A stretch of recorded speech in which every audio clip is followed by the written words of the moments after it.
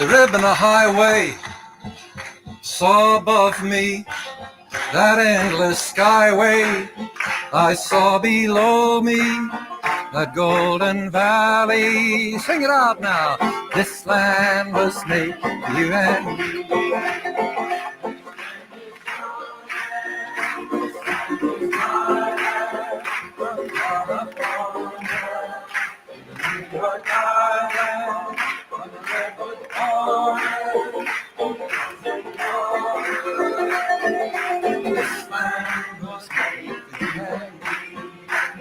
Well, I roamed and I rambled, followed my footsteps to the sparkling sands of her diamond deserts, while all around me a voice was sounding.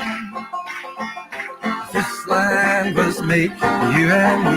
Everybody, this land is your land.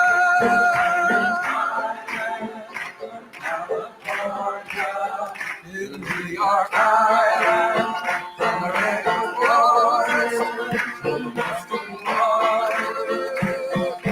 This land was made for you and me. Now, some of you are singing just beautiful, but we need a little harmony. All the high tenors and all the basses and the contramezzo sopranos. Everybody got to get in on this. I mean, everybody. If there's anybody who's not singing, oh, people say, who are you?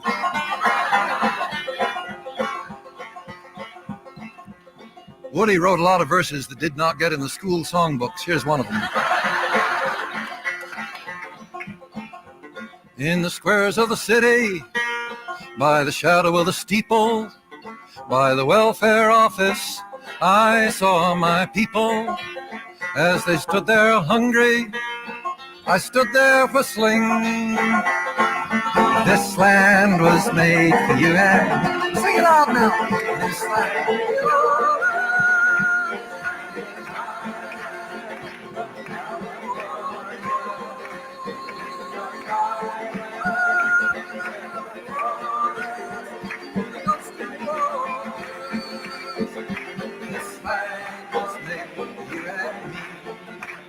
Was a great high wall there, tried to stop me. Was a great big sign there, said private property. But on the other side, it didn't say nothing. This land was made for you and me. Yes! This land.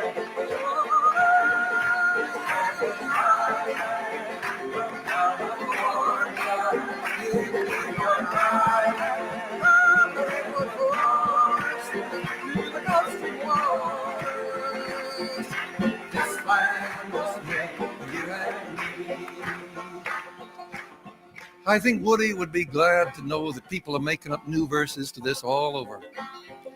I've heard verses in Spanish from New Mexico. Now that's a nice idea. There ought to be verses in French and German and Italian and Polish and Yiddish and Choctaw and Cherokee and Kiowa also. Ever hear this verse? This land is your land, but it once was my land. Before we sold you Manhattan Island, you pushed our nations to the reservations. This land was stole by you from me. Now, there was a friend of mine, a fine young black singer named Jimmy Collier, singing this in Washington, D.C. back in 1968 in the Poor People's Campaign. And we were singing it together. Up comes old Henry Crow Dog from the Sioux Indian delegation. He points his finger right in Jimmy's chest. He says, "Hey, you're both wrong. It belongs to me." Jimmy stopped in the middle of the song. He says, "Maybe we shouldn't be singing this song." But Henry Crow Dog had a great sense of humor. He says, "No, if we're down here together to get something done, let's all sing it." This land is your land. This land is my land. From California to the New York Island. From the redwood forest to the coastal waters. This land was made for you and me. Woodland and grassland and river shoreline, to everything living, bugs and snakes and microbes, fin, fur, and feather. We're all here together. That's ecology. This land was made for you and me. One more time, this land.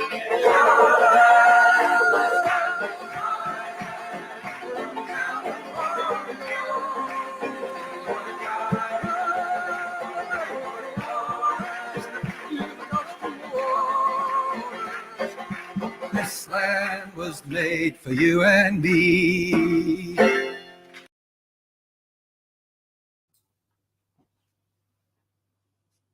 Hello, everyone. Welcome to the Midwestern Marx stream. Hope you enjoyed the Pete Seeger intro today. So far, we've had Soviet Union Red Army Choir song. We've had Ho Chi Minh, and now we've had Pete Seeger singing "This Land Is Your Land." So I hope you like the musical intros. But I'm joined by Carlos and Noah today, so we got a super stream, super collaboration going on. So how's it going, guys? It's going well. I certainly like the musical intros. Yeah, I do too. No, I was just saying I'm a little tired. You guys know what old man hours I keep, so I'm going to be drinking coffee all through this. It's an honor also to have the fastest nail gun on the show. That's always great. But yeah, I love that version because it's got the parts that are not usually mentioned on the song, but it's got that nice interactive story at the end where Chief Henry Crowdog says, if we're all here together, might as well sing it, right? It's a good moment of solidarity, and I think that that sometimes the left focuses on these divisions that are foisted on by the ruling class that represents a nice sort of moment of solidarity to reflect on aesthetically through the song. Agreed. I mean, when we talk about, sort of coming together and recapturing the history of the American left, we're not talking about increasing divisions or being social reactionaries, as a way to appeal to certain sectors of the working class. We're talking about overcoming these divisions, overcoming divisions by culture, by race, and coming together as the working mass to get something done, as they say in the song. So, I mean, it's beautiful. And it's also interesting, too, like that these divisions that we still see present today, maybe in a different form, but still present today, that also existed years ago. They were still talking about coming together and unifying. So yeah, it's always been a key for the left, including the American left. I think that story is absolutely beautiful. I think it's a symbol of the working masses coming together to fight against the capitalist class. That's precisely what they were doing with the Poor People's Campaign, right? And it's just really humbling to be a small part of walking in those footprints, Right. It's when MLK starts organizing along class lines, and he creates the Poor People's Campaign. That's when he becomes like really, really dangerous, right? And that's when all the bourgeois liberal friends that he had acquired, when he was doing great things at the beginning with the civil rights movement, of course, but it doesn't cost them anything to unite bathrooms and to desegregate bathrooms. It does cost them, however, when you're speaking out against war and when you're speaking out against working conditions and unifying workers regardless of race and any other sort of division. So it's a wonderful moment that we always have to remember and learn from, because those are some of the more successful socialist or progressive movements in the country. And I think that often we forget that.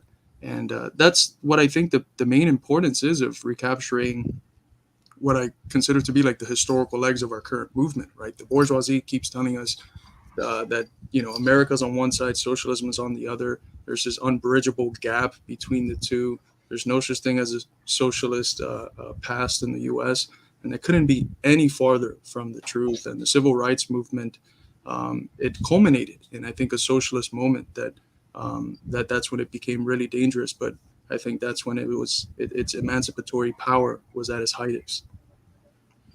I think it's interesting how the media always treats figures who begin trying to unite along class lines. And MLK's daughter is constantly saying this kind of thing these days. You people would have hated my father when he was alive. And I cannot think he wouldn't have been called a class reductionist at some point, you know? Um, and then, everyone knows the history of what happened to him. And that's our history in the workers' movement. And there's so much of it from the very beginning. And I think it's a shame when that this is kind of hidden from us, right? We don't grow up learning these things. I mean, well, I did, but I'm a really weird case. Most people don't, and there's just a rich, long history from even before the revolution of class struggle right here. I mean, sometimes you learn it too, but you just learn it with the class struggle element removed. It's like, oh, there was Ruby Bridges and Martin Luther King, and Malcolm X came along. He was a little bit too, a little bit too brash, but he was still a good guy. And then they got rid of racism, and now America's in great shape. And there's been no struggles ever since, and we've reached the end of history. I mean, that's basically what they tell you. Like liberalism was a little iffy, it was a little racist, and then we desegregated the bathrooms, and now liberalism's sick. But they take out the class struggle elements. They don't tell you anything that MLK or Malcolm X were saying about class, about economic redistribution, wealth redistribution. And that history is there to be recaptured, I think. And they certainly don't tell you it was the communists leading the way. The communists were who created the first Civil Rights Council, who the Communist Party was the first integrated political organization. There was a slogan they used back then. And I really think we should bring it back. It was very simple and to the point. It was black and white, unite and fight. I love that slogan. Right. And the interesting thing is that today in academia, you have these pseudo radicals that say that Marxism is just class reductionism, and by that they mean that they don't care about the issues of racism, or that they think that somehow magically racism is going to be gone if you just have socialism. And the idea that they have a socialism is usually something absurd, like everyone making the same income. But it's ridiculous, because when you look back at the history of specifically Marxism-Leninism, which I think is the inheritor of the Marxist tradition, the race question has always been understood as a class question. And you can't unite the working class if you're doing as the Socialist Party was for a long time, which was segregating workers, right? The black folks, if you were in an auditorium, they had to be at the top level, or they had to be outside if there was no space. And those sorts of things are inherently against the class struggle. One of the things that I heard, I believe it was Carlos Martinez mentioned recently in a podcast, was that whereas capitalism needs race in order to purport racism, you really can't have socialism with racism, right? It's completely antagonistic to the idea of socialism, to unifying the working class and having the dictatorship of the proletariat, with the working people of a country dictate what goes and what doesn't. Precisely. I think I always look at the struggle against racism as one of the concrete forms the class struggle arises in, right? Because that is a struggle against the ruling class, and it is a struggle of the working class. Absolutely. And I see someone saying patriarchy is a fatal flaw for socialism. Any kind of division by anything other than class can be. And can be something that reduces organizing efforts. And I think a really good podcast on that specifically is Rev Left Radio's podcast on proletarian feminism, because they talk about how the struggle for the emancipation of women is embedded in the class struggle. But there's a distinct difference between proletarian feminism and, say, liberal feminism or radical feminism are the three sort of ways they divide it there. And liberal feminism is just, let's have more girl bosses, more women CEOs, and there's no actual liberation from patriarchy in that. There's only true liberation in the class struggle and in, achieving a dictatorship of the proletariat and in achieving economic independence for women. As Kristen Godsey points out in her excellent book, Why Women Have Better Sex Under Socialism and Other Arguments for Economic Independence. What I think is, I always think of Hillary Clinton. Like, she's a very good example because Hillary Clinton is, one of the ruling cartels, right? And a big mover and an operator within the bourgeois system. But does that mean women are liberated within this system? Does that mean they're really genuinely liberated? Of course it doesn't. I mean, Barack Obama was president. Does that mean the struggle against racism is over because we've had a black? No. I saw it. Oh, go ahead, Carlos. That it's interesting how those arguments are being recycled today in Ukraine, right? Like, they have a Jewish president, therefore the literal Nazis that you can't it's a good, I don't know if you guys, I'm sure you guys know the meme that it's it says try this and then impossible at the bottom or something. It's really bad to describe a meme. I recognize that, but try finding a picture of the fighters in Ukraine without a swastika. It's mission impossible. And you see it in Reuters, you see it everywhere, and it's pretty insane. So to make that sort of representationalist based argument that because we have diverse faces in high places, the problems of those communities where those diverse faces come from is pretty absurd. And it's the epitome of this liberal ideology that it thinks of liberation and emancipation in terms of the individual and not in terms of the community and the social groups out of which the individual developed. And then look at the individuals who they rehabilitate. By example, earlier on TikTok today, I saw, so it was some older country guy type TikTok creator being I used to hate this man just because of the people around me hated him, but now I understand how good of a man he was. And it's Obama giving a speech or whatever.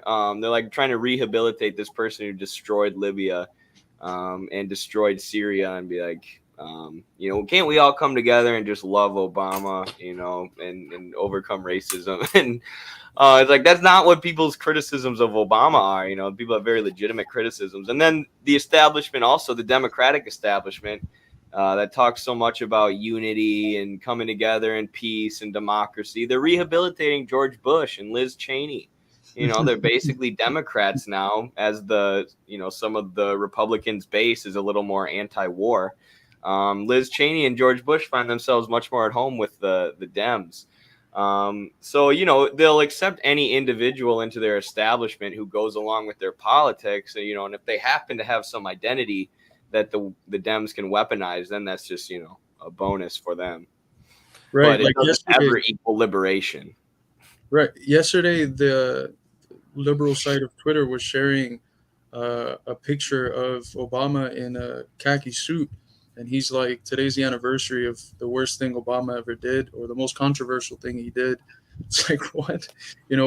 Destabilizing the best country in the African continent to the point of having open air slave market wasn't, worse or more controversial than wearing a fucking khaki suit.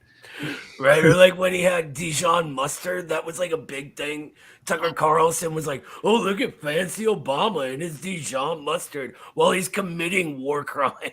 By the way, Eddie, I am taking that quote you just said out of context, and I'm plastering it everywhere. It's gonna be can't we all come together and love Obama? I'm just gonna post it on TikTok, just that. It's so sad because you look back at conceived of as communist figures, and they're so pro-Obama because he was, I was too young when it happened, but he was able to build, I guess, some grassroots base somewhat similar to what Bernie ended up doing in 2016. And it's, I don't see how people don't realize there was very few communists and socialists when Obama came along that were able to then further the critique of Obama in the ways that they should have. They just fell for the change message and for the symbolism of things. And I think he represented ultimately what the neoliberal imperialist establishment really wants, which is a nice face that's coherent, that is, what we call woke. Some people have a problem with that, but whatever, I think it's the best concept for it. And at the end of the day, the people that do have problems with it, I think the disagreement is not in substance, but in terms of the term itself. But it's seemingly progressivism on the basis of representing, like I mentioned, diverse faces in high places. And I think the communist movement, a big chunk of it at least, hasn't caught on and extended their critique to that. And I think it's absolutely necessary, because if there genuinely is a belief that like the Republican Party is a party that's either fully fascist or turning towards fascism, I don't see how you can't, as Gabriel Rocco has done, seen the dialectic between the Democrats and the Republican as a good cop, bad cop sort of thing. And that would mean that they're both participating in fascistic policies. I mean, I think just yesterday, Biden signed something to get, I think, 100,000 more cops on the street. This is supposedly the party that supports the BLM movement. And it's like, of course, we have our critiques of the BLM movement. But it's, if you can't tell that it's more sinister, but ultimately doing in substance a lot of the same things that the Republicans do, I don't know where you're paying attention to. I think Obama was precisely the turning point in sort of the bourgeois ideology growing into wokeism and what it is today. And I actually sort of embarrassingly admitting this, I worked for the Obama campaign through a few organizations I was with at the time. And everyone was excited. They were like, well, this is a symbol of the struggle against racism. He has open channels to the labor movement. And it was the same exact stuff they say about everyone else these days. And nothing happened other than the same old, neocon politics with a woke face. That was it. And that's all it is today, too. Right. You listened to, I just heard the other day a speech from Angela Davis, either on the anniversary of Henry Winston's birth or his death or something. But the speech was fairly good. And then at the end, in the last like 3 minutes, she just goes on like an Obama praise rant. And it was like deep enough into the Obama administration for her to have not done that. But the people were cheering in the background. It's like, what's going on?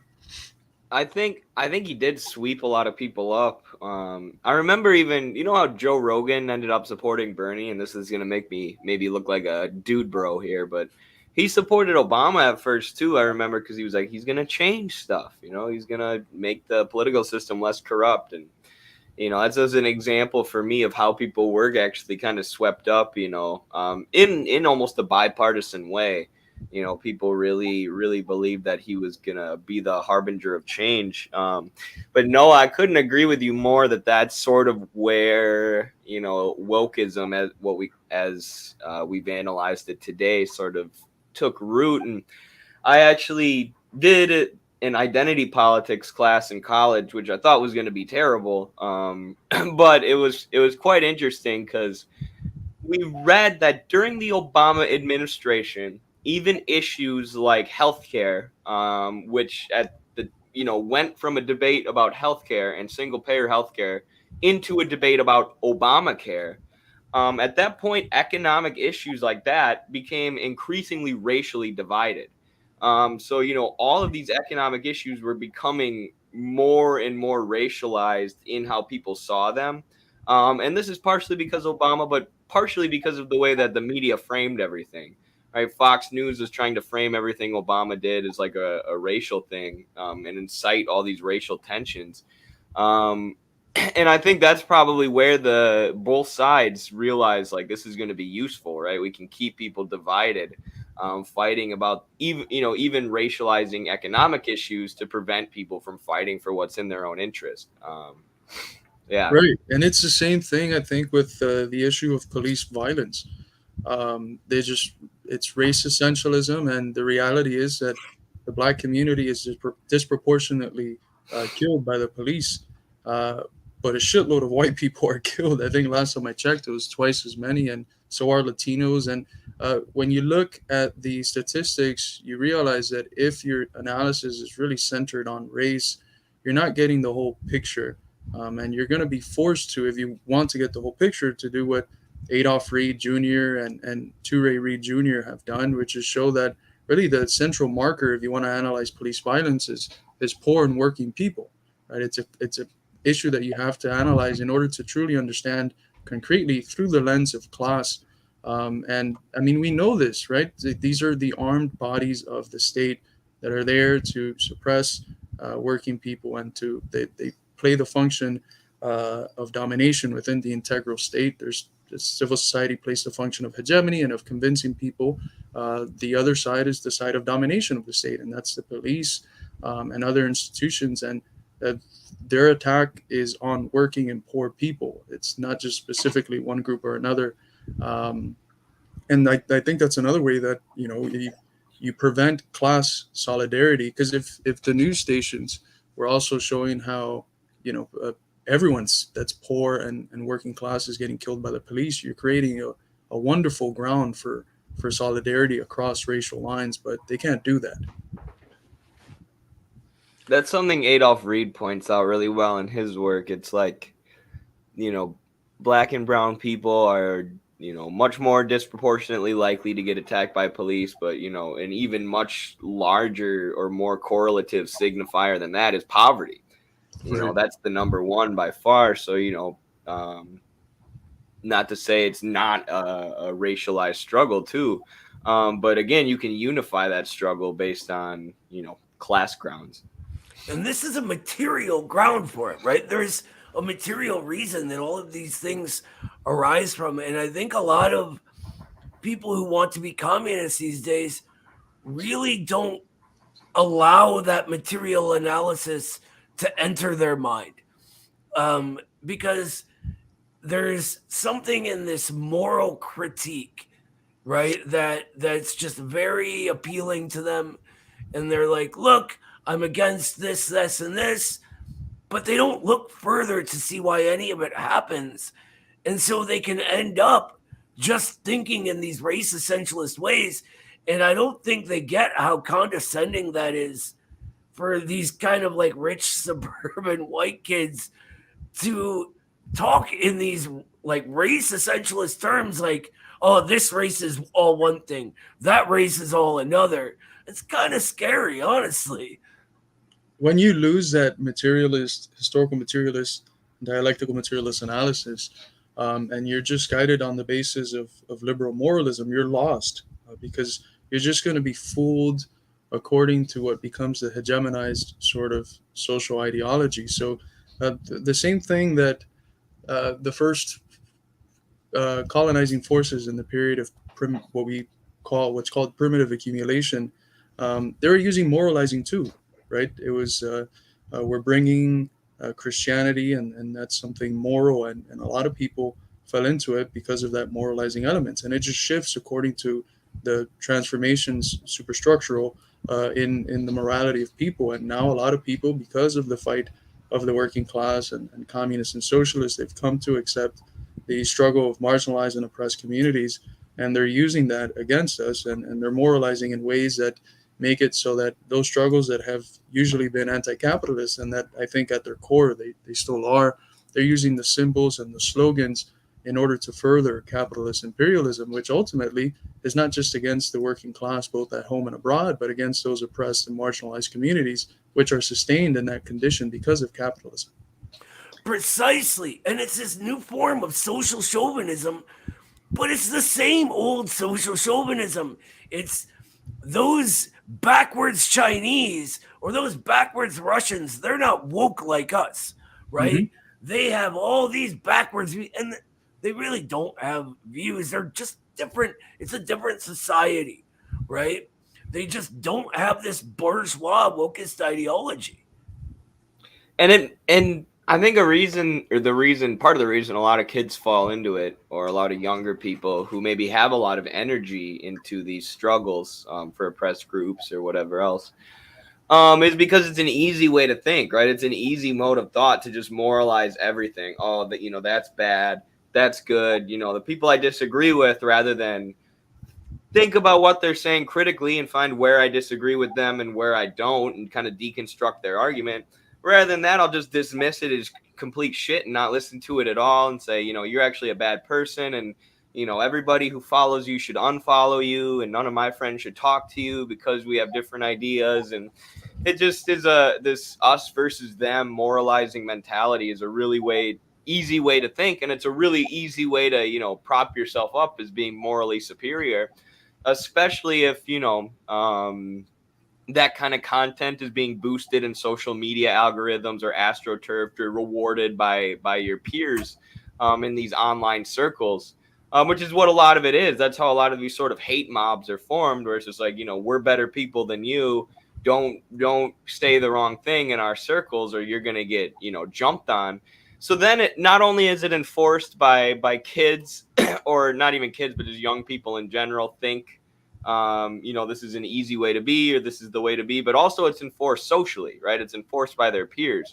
Like if I don't have these identity politics, or if I don't meet this identity politics checklist, or care about these issues, or if I say the wrong thing that sounds too class reductionist, then I'm not going to be part of the social group.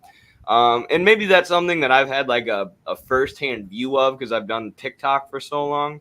But like you said, Noah, and in my experience looking at just TikTok materially, just from my personal point of view, it's these very, very wealthy suburban or upper middle class kids who are kind of the top of the social ladder on TikTok, and they make these cancel videos if someone steps out of line. They hold each other accountable, which is a saying that we've kind of teased or made fun of before a little bit. The idea that I don't actually have to make an argument against what you're saying. I just got to say I'm holding you accountable. Sort of that type of thing. So yeah, there's a lot of that online, and good to be aware of. Do you think it might have something to do with the fact that they don't experience class struggle the way we do, or the way the proletariat and the reproletariat do, the lower professionals? We all know the difference in suburbs. There's the crumbling suburbs, and then there's the cookie cutter McMansion types, right?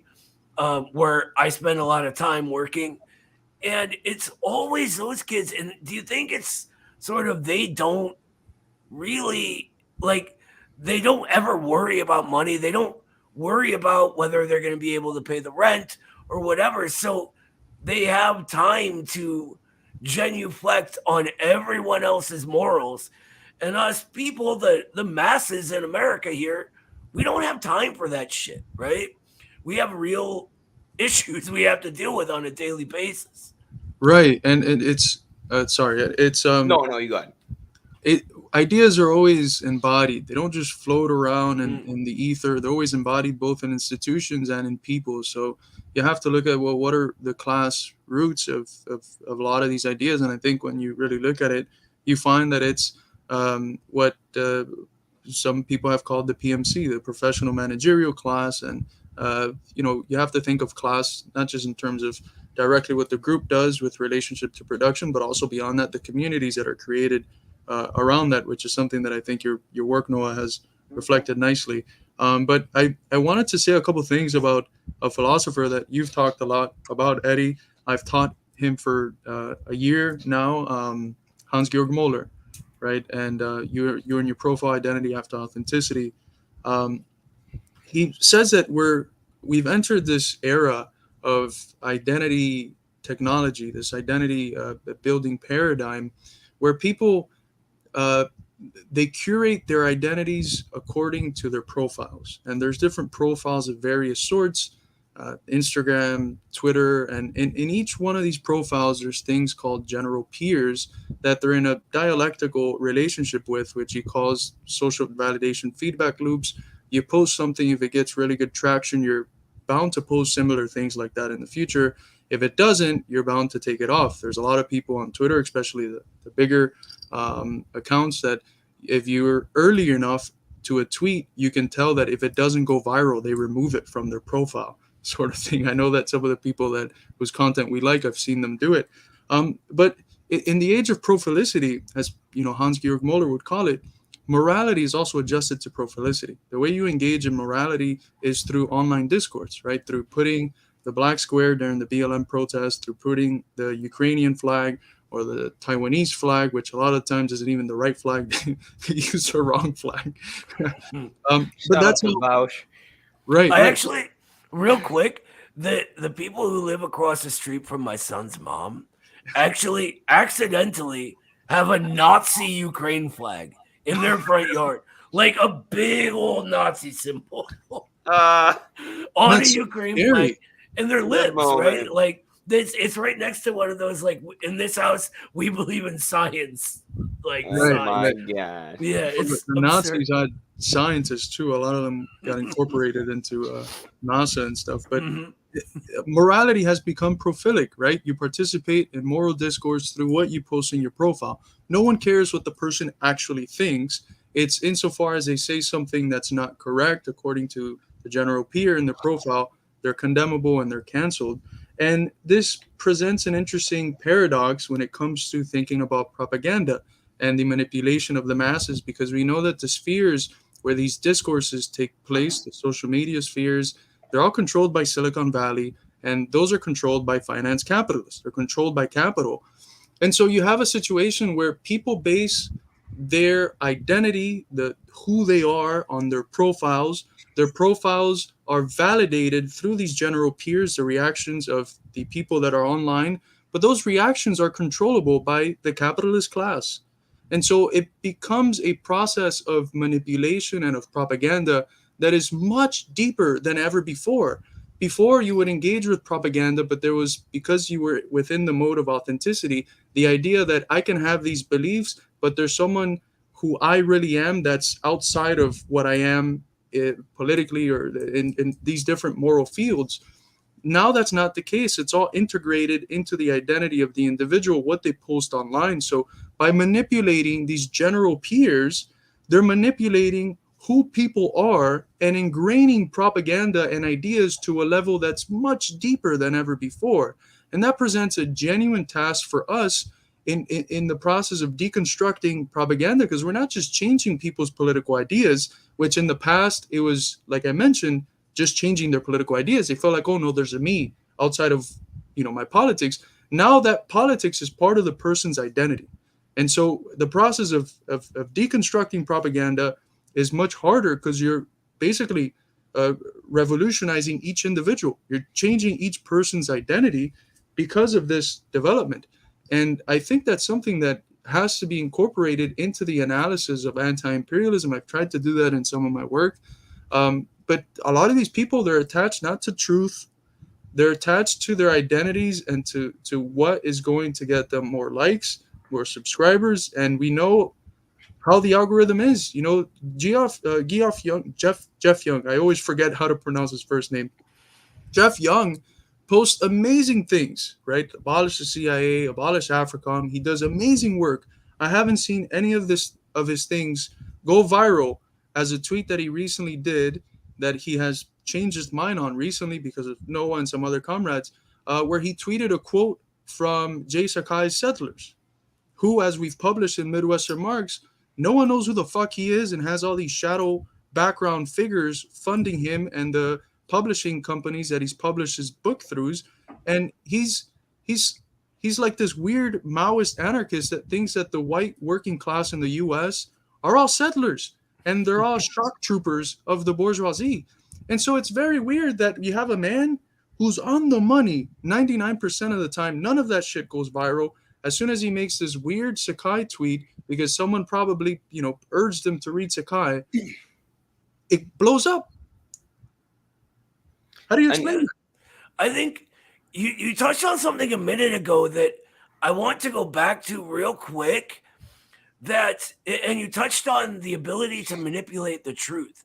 In the internet age, the truth for these people isn't based on facts. Mao's famous seek truth from facts, right? It's based on the amount of little heart icons, right? Or little thumbs up icons That's what it's based on. If enough people click that, it becomes the truth, whether Mhm. there's a fact attached to it or not. And that is fucking terrifying. Right. Right. Sorry to swear. No, absolutely. I mean, it's and people may say it sounds conspiratorial, but I mean, it's been proven now that the CIA is doing this with bots in Nicaragua and Cuba, Venezuela, all over the place. I'm telling you, this is something. Since I started making TikToks, this is something I've complained to Carlos about. The stuff Mhm. that I want to make doesn't get as many views. You know, the stuff I care about, the stuff that I really think is interesting, doesn't get that many views versus like bullshit and memes and more liberal, generally agreed upon stuff will just do numbers. So it's a constant game of trying to gain followers and then, teach Marx to the new followers that we bring in with our kind of fluff content. But it's absolutely the case. And someone here says something about neurotransmitters are definitely involved in how poverty feel. I don't know exactly what you mean by that, but your brain, the human mind enjoys patterns, right? And you do develop neural pathways and neurotransmitters based on what you repeatedly do and what you constantly do. So I feel like there are good comrades who I've seen on Twitter gain a following and gain social validation by tweeting this more settlers, this more wokest, this more liberal stuff, as opposed to talking about class struggle and getting jumped on for being a class reductionist all day. It's just easier if you operate within Twitter, as sort of your medium for social interaction. So it's 100% happening. I mean, if there is hard proof out there of the bot accounts and of the social media manipulation, but if you're paying attention, I mean, it's obvious too. And I get the one other thing I wanted to say is I was on YouTube and TikTok both when the platforms were just kind of starting out. YouTube more as a kid, but I watched YouTube become corporate, right? It used to be this amazing place where you could share literally anything. You could share anything except for adult entertainment, right? And then it became corporate. Now all the top YouTube people have these networks, and networks are just corporate film studios who independent creators can't compete with because they have too much money. But then they influence all the content that gets made, and then the YouTube algorithm switched to being more family friendly. So content like ours that talks about serious issues gets pushed to the bottom, and then now you have all these people like Lawai or Serpensa who are attached to these corporate networks, and all they do is make anti-China videos or make vlogs going around China talking about how shitty it is. I've seen these, and TikTok, the same thing. I've seen corporations dig their hooks into these social media sites, and it greatly changes what the content looks like. And if you combine the increased corporate control of media and communication in the technological age, combined with what Carlos is talking about with the era of authenticity and prophilicity, where people now see these political identities as part of who they are. It's quite the situation we're in. And it's going to be, as you said, I think it's important to acknowledge these things so we can adjust our organizing accordingly. I think that's really, really insightful that it becomes part of who they are, right? The prophilicity theory that Moeller talks about really explains how that happens. And it makes confronting their dogmas that are contradictory and just objectively wrong way harder, because you're Mhm. not just telling them that, someone lied to you about this or that. You're tearing away a part of them, right? Right. It's like, it would be like giving them another nose. And they go, oh, dude, this is not the right nose. No, I had this other one. And second, real quick, if anyone wants to look up how deep the social media narratives shape how Americans or people all over the world think of things and how game they are by the ruling class, look up the work of Alan McLeod. Yeah. He writes for Yes. Gray Zone, Mint Press. Jacobin, Mint Press, all kinds of stuff. Salon. Right. And they just got Lee Camp, who had almost every place that he was on banned because of this proxy war against Russia. he just published something showing, how many CIA officials were in Google, and that is the ground out of which most people search their things from. So, what do you think is going to pop up first? What do you think is going to pop up last? What do you think is going to get repressed? I remember during the first few days of the Russian army's operations in Ukraine, I was trying to look up what the Communist Party of the Russian Federation was saying, because I think that's one of the central things that communists should do. And the websites just wouldn't pop up. And when they would pop up, they would say loading, and then they just wouldn't show up. And I mean, now we know that there's CIA and other State Department officials in Google, and it makes a hell of a lot more sense. But when these are the fields that literally everyone in the West is on, it makes speaking about socialism or about anything that's against the status quo extremely, extremely difficult. Imagine like it's the equivalent of like 100 years ago. If you had a speakerphone, it's the ability of the capitalists to at just arbitrarily and at will remove limit how many people listen to you, how many people are able to hear you, just at will. If your message starts getting big enough, they can just like imagine capitalists being these giants. They could just yank people out from listening to you, and that's where we're at. And it's very sad, but there's an element of recognizing that we're waging the battle in this field, that whenever we start being successful, we're going to get wiped out and have the rug pulled under us. And it's just, we can't ever stop emphasizing how important it is for the people listening to talk to their coworkers, to talk to the people in their communities, to set up the sort of connections in the real world that cannot just get canceled or banned or whatever. I mean, you can get arrested, but it's a little bit harder to get arrested than it is to like get banned or have your PayPal funds removed or something. It's real easy for them to censor you now. And I mean, for people who don't believe that the censorship's going on, check this out. I just Googled searched on YouTube Ukraine on Fire, which is the brilliant Oliver Stone movie about Ukraine. And of course, the first thing that pops up is nuclear plant in Ukraine on fire after Russia shells facility. So it's Russia attacking Ukraine.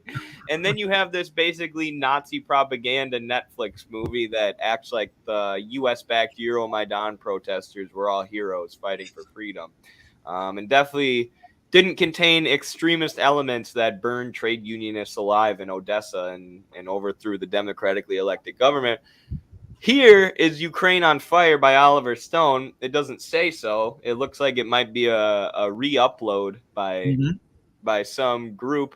And then when you go into it, this video may be inappropriate for some users. You have to log into an account that says you're 18, and then say that you understand and you wish to proceed. So even a movie that does show the truth is blocked behind a wall. Does the same thing happen to the other video? Yeah, good question. Let's see if the other Ukraine on Fire.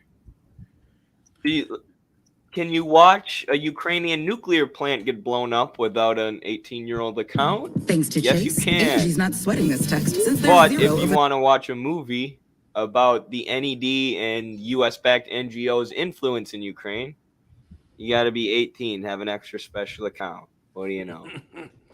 You know, people think we're crazy when we talk about this stuff.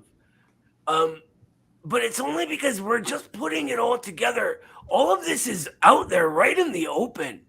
Like all of the information, they tell you they do it, but they know that these narratives are more powerful, right?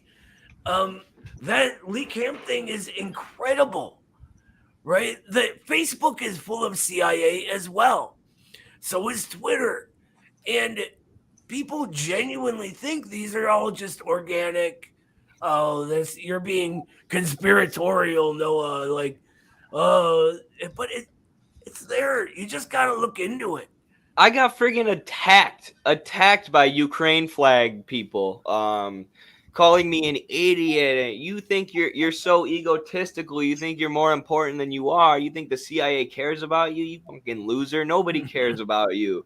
Like, your TikTok account didn't get banned because of NATO. And then it's like, then why the hell did TikTok hire so many national security agents? Why the hell did they hire so many people from NATO to manage their content? Right, You know, that's it's not like, a coincidence. right. It's like, sorry, I can put 2 and 2 together. Right? Like those people aren't like just qualified for these two specific things. Right. They're just wow, we really gotta- good at TikTok management. There's nothing else going on. Literally. But Thank you, Layla from California, for the $10 super sticker. Thank you. Thank you so much for the support. It's a good comment on what we need to be doing, though. We need to be building dual power structures, avenues to get information out, because as things get worse, people like us are going to become a lot more dangerous, right? People who have people listening to us telling the truth and not sort of bowing down to the dominant bourgeois ideology. And so, go ahead. I'm kind of rambling anyway. That I was going to say that there's so many layers to it, right? There's the control of algorithms by the actual platforms and Silicon Valley, which works together with the state, as Eddie showed. And for instance, I think it was either yesterday or the day before, Mark Zuckerberg was on Joe Rogan's show, and he said that during the election campaign, he got news from the FBI, I think, to watch out for Russian misinformation or disinformation, and he censored things about Hunter Biden's laptop. And it's like, okay, that might be somewhat ridiculous. There's nothing like extremely. Maybe it would have flipped the election, but they're more concerned about socialism than they are about Trump winning an election. If we're going to be perfectly honest, the Democrats prefer a Trump than a socialist or even a social democrat. We saw it in how they fought against Bernie, how they cheated Bernie, and then how they treated Assange for exposing it. But the point being is that if they're able to do this for something like Hunter Biden's laptop, we have to be fools to think that they're not going to be doing it to something that actually threatens the status quo of the existing order. Facts. I recommend people read Hunter Biden's laptop. That dude is a real piece of work, but yes, you make a great point. Yeah, his laptop is not the most important thing to the ruling class, and they still found a way to censor it. Thank you to Needle and a Sandbag for the $10 super sticker. Thank you, Needle. Hey, my wife and I still talk about Hunter Biden and the insane shit on his laptop. It's crazy. Wow. Liberals have they've talked about it as a conspiracy theory, so it's like we're not allowed to talk about it on the left. But I watched this recap video the other day of everything that was on his laptop. I'm like this dude was going around doing crack and buying crack from homeless people and partying with crack while his dad was writing the crime bill, cracking down on people for smoking pot and throwing them in jail for the rest of their lives. How does he film himself smoking crack? That not even once, a bunch. I am guessing that's pre-Snapchat era too. Now, you light a joint or something, you take a video and you send it to your homies. Something that's deleted. Do you I can only imagine him hopping on a laptop, starting the crack pipe, and then opening the laptop, and it's so ridiculous. It shows you how much the elites don't care. They do what they want when they want. Hunter Biden he never has to work. What does he care, right? He's not going to get in trouble for anything. He's like, my dad's famous. Right.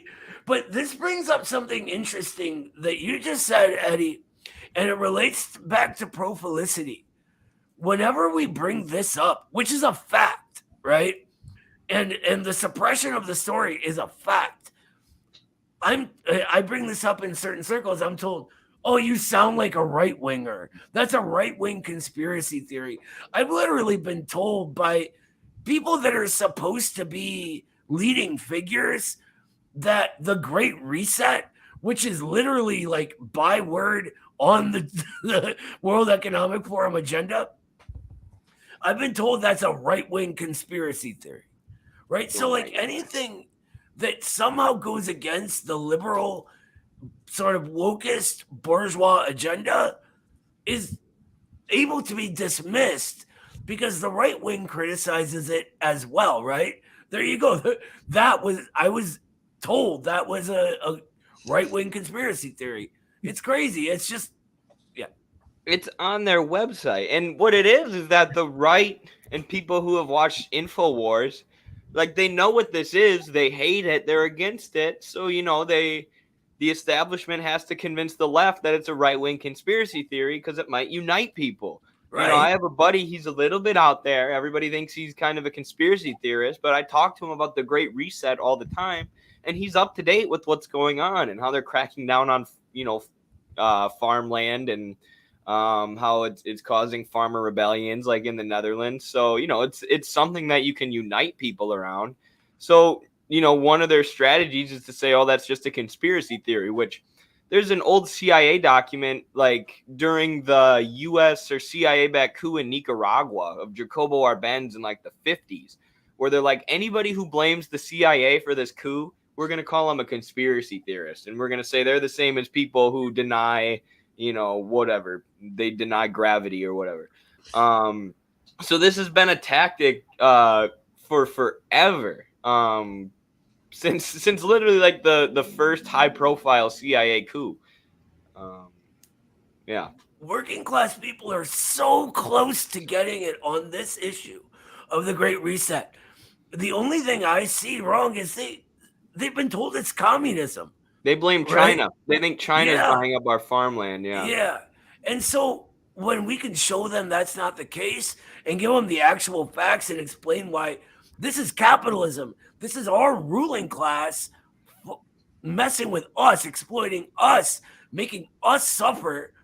Why don't we unite and fight them and kick them out? People get that. But if you're dismissed as a right-wing conspiracy theorist, guess what that does? All the working people that read this and see that it's true now say those leftists, they live in fantasy land. They don't want to hear the hard facts that I want to tell them. And that gives people an ego. Well, at the same time, the wokeists have this liberal sort of like upper middle class ego. And all it does is have working people fighting each other when we all have the same enemy. It's so simple. We have the same enemy. And that's so true. Theorist after theorist after theorist after theorist, you will not find one prominent Marxist theorist in the U.S., outside of the U.S., anywhere on the planet that would say, buy into the divisions that the ruling class foist on the working class. It's so absurd. I remember we got into a fight that we talked about it when it came up, but I was so incredibly angry when someone from an organization that should know better started talking about why we couldn't focus on class struggle and class issues because supposedly the working class was divided. And you can't unite a divided working class. These are the sort of geniuses in certain organizations that should be ideologically better. And this person specifically referenced a pamphlet by Henry Winston. And at that time, I hadn't read the pamphlet. So I didn't comment on the pamphlet, but it seemed intuitive to anyone who has ever engaged even a little bit with Marxism that the essence of it is class struggle. So he was clearly wrong, but eventually I got to reading the pamphlet. And the pamphlet said almost word for word what we were saying against this person. You cannot blame white workers for racism. You blame the monopoly capitalists, and it is in the interest of black and white workers to unite according to class struggle. It was almost word for word, and it's absurd. And it's, I don't understand when it happened, but there's been a nodal point that has been reached recently. Liberalism has infiltrated communist spaces so much that it's to forget that the essence of Marxism is class struggle is to forget Marxism, period. Like, call it class reductionism. What, you mean Marxism talking about class? Like, what the fuck?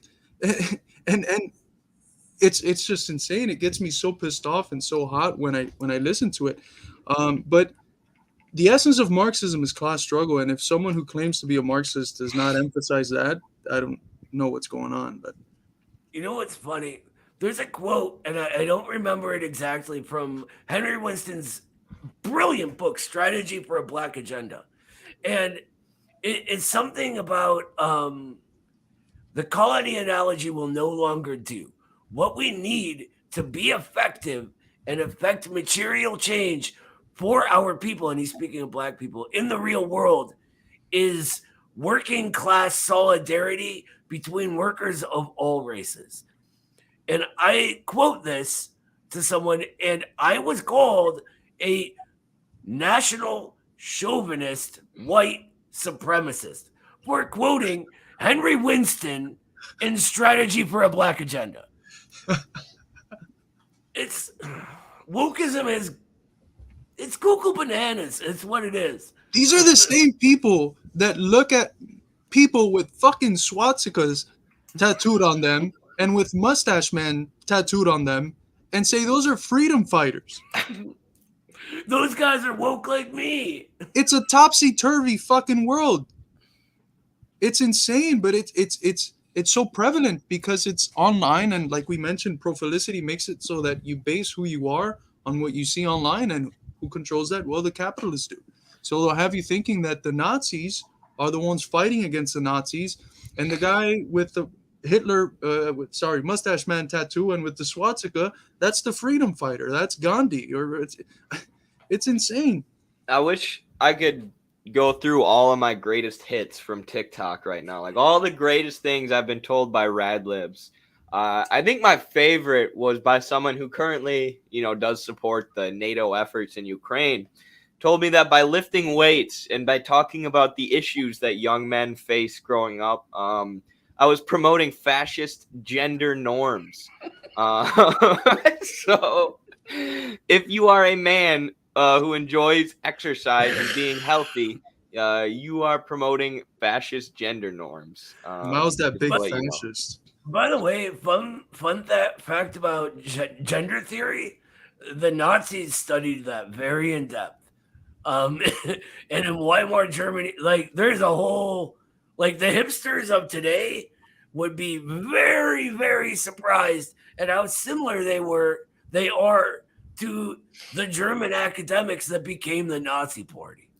Because Actually, it's race essentialism. It's race essentialism. Right. It's so reactionary that it's a return to like pre-Darwin scientific standings. Like with Darwinism, Aristotelian essentialism is supposed to be gone. With this race essentialism that has developed, we've gone back to a scholasticism that has no role, or should have no role, in the modern world. Right, Yeah, they're trying to find something universally essential about, a certain race of people. It's like, no, that's race essentialism still, that's the essence of what, it's the opposite of Marxism. And shoot, I can't remember what I was going to say. I had something to add, but I do want to take a second to acknowledge this chat here from Tanky Jones. Smoking crack is the most working class thing inviting to do. This had me dying, so I had to acknowledge that. I think that might be one of the best comments we've Hunter ever Biden is definitely lumping bourgeoisie. Definitely. That's hilarious. But Go ahead. do you have any idea how many, like last year when the settlers thing got big for a minute, when there was money being put into pushing it, I do you know how many people have incorrectly guessed my blood quantum on the internet alone? They're obsessed with it. All they want to do is call the working class, the majority who happen to be different ethnicities of white, some kind of oppressor, which automatically erases class altogether and the Marxist view of national liberation and the struggle against racism. Because the Marxist view is that it is a form of class struggle, right? We don't get anywhere from Obama being president. We get black liberation along with the entire proletarian liberation, right? We black and white unite and fight. But all of the Reed Settlers people would, call me a settler and oppressor. And I'm like, I don't know what you're talking about, man. I'm a Soviet Jew. You're guessing wrong even. But even if you weren't wrong, like that's the dumbest. Like, you're believing in magic, basically, right? Like, if my ancestors were one of the 2 or 3%, I think maybe it's 5% of Americans still descended from the Mayflower actual settlers, what would that matter?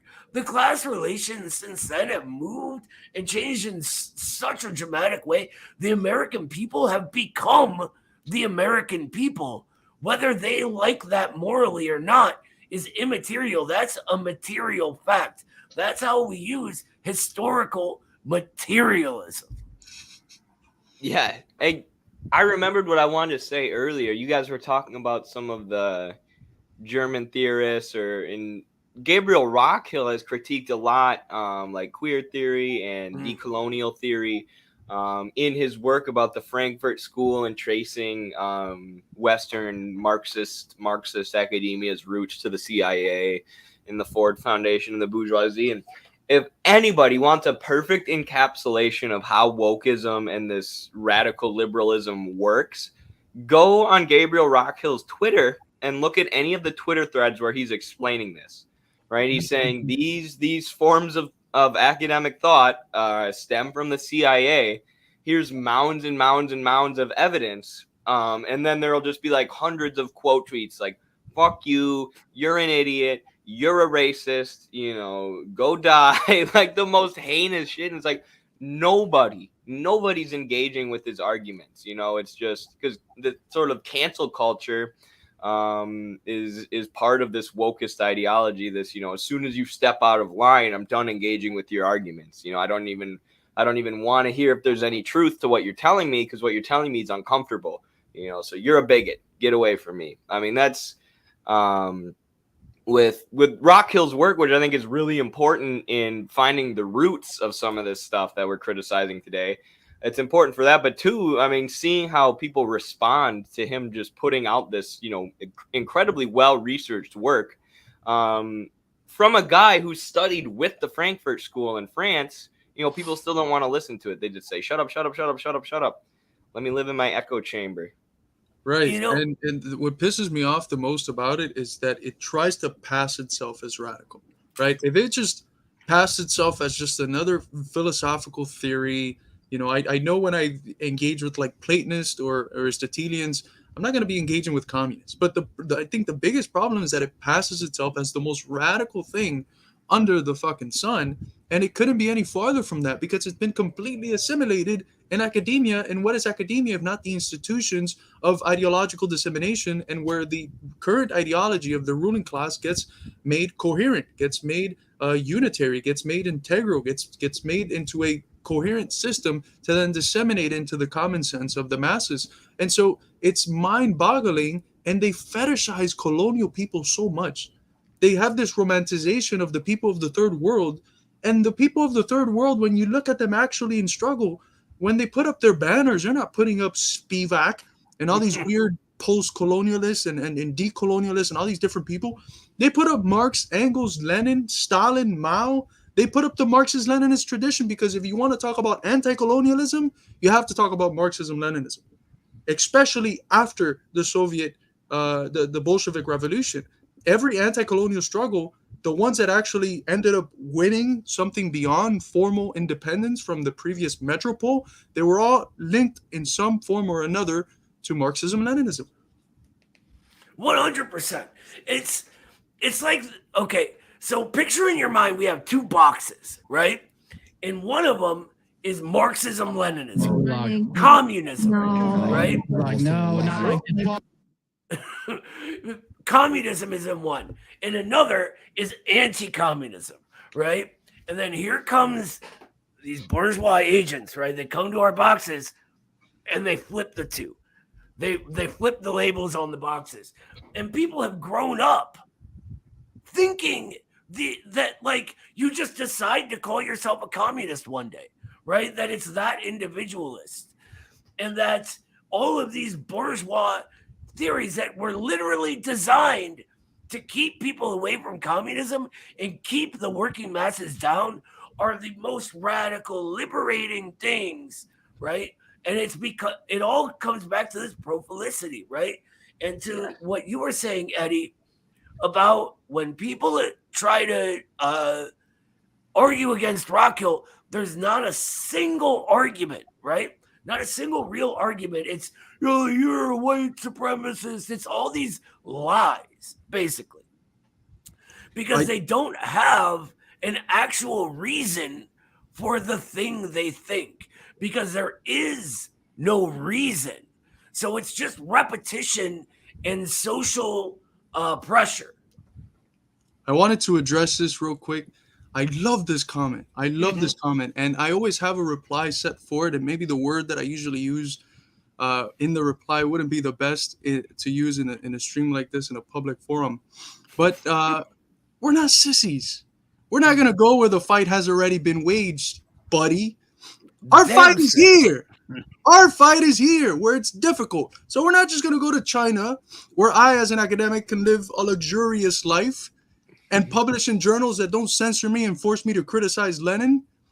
I'm not going to do that. I'm going to stay here and wage my fight here. So that's why we're not going to communist countries. Not because we wouldn't want to, but because we have a fucking duty to free the working class here. Bye. And we open the stream with "This land is your land." It's because we believe that, right? We believe that, you sort of have an attachment. And this has forever been the Marxist-Leninist position, that the workers of every country will have an attachment to their country. And this is no different in the U.S., and that can morph into kind of chauvinistic nationalism, or you can unite people around making that country better, unite around a project of construction and creating a better future for our country. So that's our mission, not to just be, in a communist country to say that we're in a communist country. But sorry if someone else had something to go off of on that. I wanted to comment on what Noah said. Carlos and I talk about this a lot, with Marxism being this individualistic thing, like I just want to be the most radical. And then what it ends up being a lot of times, what a lot of people think Marxism is just radical liberalism. I take all the most liberal positions, and then I also threaten violence against anyone who doesn't agree. And that's what Marxism is. That's the most radical. Marxism is about revolution, so I can threaten violence against people who don't, check all the boxes. And that's what I feel like a lot of people's positions are. And that's why I like how Jiangju, who's a Bolshevik beat maker, he calls himself, he's a rapper from Taiwan. He always calls them radlibs, because that's basically what they are, just radical liberals, liberals trying to co-opt the aesthetic of radicalism for their online profile. I call them liberals in red masks. Yes. That's anarchism, LOL. Yes. Good call, Tankarchist. On this thing about going to communist countries, my family's from a communist country, right? I could go move back there. That's no longer communist, I guess. But my place here, I'm not. I'm not I'm an American. So I focus on building American communism. We don't say that communism comes from us all coming up with these great ideas and, Eddie and Carlos and I all study the theory and we got it all down. So we're going to do this perfect society, right? We say instead that capitalism will naturally create its own downfall. And from that, socialism and communism will form. It's not that we want communism to win. It's that communism will win. Absolutely. Welcome to the chat, State Fishing. It's been a while. This is one of our OG comrades. Oh, Ramiro Sebastian's in here too. Hey, what's up, Ramiro? Thank you for the shout out. We have a stream that we're hoping to do. We have to coordinate a date, but we're going to get a stream going with Ramiro on Edward Bernays, which we mentioned in our last e-board meeting. I think we had someone who read a couple of his books. So I'm hoping for a fruitful conversation there. And I think it'd be good to bring up some of these themes about how propaganda has shifted now with an identity building mechanism that's based on curating profiles. I think it's like Bernays on steroids. But we look forward to that talk after the stream. I'll hit up Comrade Ramir to see if we can schedule something. Absolutely. We just had a lot of people actually enter the chat who are either Patreon supporters or a lot of our longtime viewers. Paul is another one who supports us on Patreon. Says the best parts of State and Revolution are the unremitting venom Lenin spits on opportunistic leftists. Trump voters need Lenin. I couldn't agree more. I give Lenin to all my like Trump friends or new friends who are into theory because he's just, like you said, he's just spitting almost in like a Trumpian fashion. It's like these are the facts and I'm just going to say it. And when Trump is correct, when he was calling out the Republican and Democratic establishment, it was like, yeah, he's spitting some facts right now versus Lenin, everything he says is on point. And from the perspective of the workers and against this opportunism and radical liberalism or left opportunism, as he called in his day. So I agree. Give all your conservative family members State and Revolution. I was so surprised 2 years ago. Sorry, no, it's just real quick. It's okay. I was so surprised 2 years ago, no, a year, 3 semesters ago. I was teaching my first intro to philosophy class, and it was the first class that I taught that I can put anything I wanted in. And so I added State and Revolution, the first chapter. And I was a little bit hesitant. I was not hesitant, but when I showed up to class that I had to give the lecture, I was like, I usually put a picture of the thinker on the back. So if anyone walks into the classroom, it's just a massive picture of Lenin. We're going to be talking about Lenin and the state. And I was so surprised because there was like 2 or 3 like Trump kids that I think one of them wore like a MAGA hat on the first day of class. And they all like sat at the front and they were like, we loved it. And I was like, what the fuck? And then the class, either the one after that or the 2 after that, it was Che Guevara. And they're like, this is now my favorite. The second one is Lenin. And I was like, holy shit. But you just got to get to these people. You got to talk to them. And a lot of them are open to it. And they fall into these weird conspiracy things because that's what the online algorithm takes them to. It gets their dissenting energy and shifts them to crazy shit. The reason they fall into that is because they're looking for a solution to the problems they see in their life. Don't look for anyone watching or listening to this. Don't let anyone tell you to approach people based on idealism and what ideas you think they have that are good or bad. I'm in the building trades. I'm a carpenter. I work with way more Trump people than Biden people and way more, screw the whole system, man, people, right? Every single guy I work with, including the longtime holdouts now, are very supportive of communism, right? And these are people who voted for Trump, who, love owning the libs and all that. None of that's changed. But now they know that communists are the ones fighting for them. Now they know it's not China, right, that is attacking us. It's our own ruling class. Like Carlos and I were actually talking briefly before this about the efficacy of language, like relating to them with using words like globalist, right? Which I don't think is a very good word. Neither was did. But what they call globalist is actually what we call imperialist, right? Finance or bourgeoisie, finance capital. It's the same stuff they're talking about. But when we bring them words that sort of imply class, they're not stupid. They get it, Mm-hmm. It just has to be presented in a way where you're not acting like a dick. And I'm sorry, but the left in general acts like a dick. We got to get over ourselves. We really do. Absolutely. These people are approachable. It's like there's kind of this generalized feeling about anybody who's conservative or maybe voted for Trump that they're just evil. It's like I'm not saying some of these people don't have bigoted views or, that people, minorities should put themselves in dangerous situations. But most people are nice, right? Most people just kind of are confused about politics. And all they need is someone to come along and tell them what's actually in their own interest. And I've told people this a million times, like half my wrestling team in college, which is not, I mean, it was a college team. So it's more upper middle class than maybe a high school team, but it's not guys who tend to be Democrats or, left leaning in any way. A lot of Republican guys. I got half of them to vote for Bernie just by talking about Medicare for all and whatnot.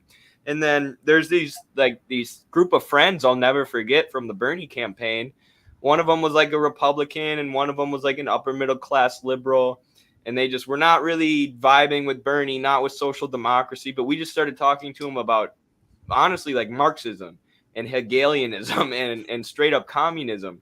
And I remember one of them, the Republican guy, was like, "Oh, I like that. That sounds good." They were like getting down with Marxism, and we got them all to agree to like socialism was the best system within a day. And it's just like, sometimes it's just reaching out and contacting people and, like you said, not being a dick, not dismissing them because they don't have the right positions, but meeting them where they're at and listening to what they're actually trying to say to you and what their material interests actually are.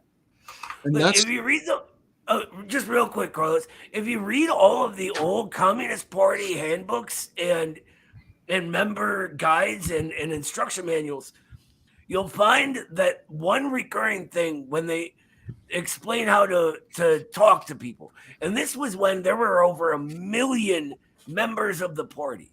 This was at our most effective. They said, don't tell them they have a problem. Don't tell people they have problems. Ask them what their issues are, then tell them honestly why capitalism is the reason for it. It's always capitalism, right? Just tell them why, tell them how. Working people get it. They feel exploitation on a visceral level, and all we're doing is supplying the language to describe it. Absolutely. This is a really good comment here. Just discovered you guys. Greetings from Appalachia in Southwest Ohio. Greetings. Great discussion. I agree about the relationship between settlers. There's so many leftists socialists and Marxists who prove what you're saying, kind of, Noah, in like Appalachia. And in the deep South or in deindustrialized Rust Belt states like Ohio, where, generally you think like Trump won the Rust Belt in 2016. So you think a lot of them as conservatives or whatnot. But, these are places that have been deindustrialized, or when you talk about Appalachia, that's been, ignored and been left in economic poverty and degradation for years. These are people whose class interest is in organizing, is in overthrowing the existing ruling class. And it really doesn't matter, going back to what you said about organizing their material interests rather than organizing their ideas, it doesn't fucking matter what they think politically. It doesn't matter who they voted for. Same with the John Deere workers who we went and stood on the picket line with in the Midwest. Yeah, a lot of them told me they vote for Trump. I really don't care. They were engaging in class struggle, and I was talking to them about socialist theory.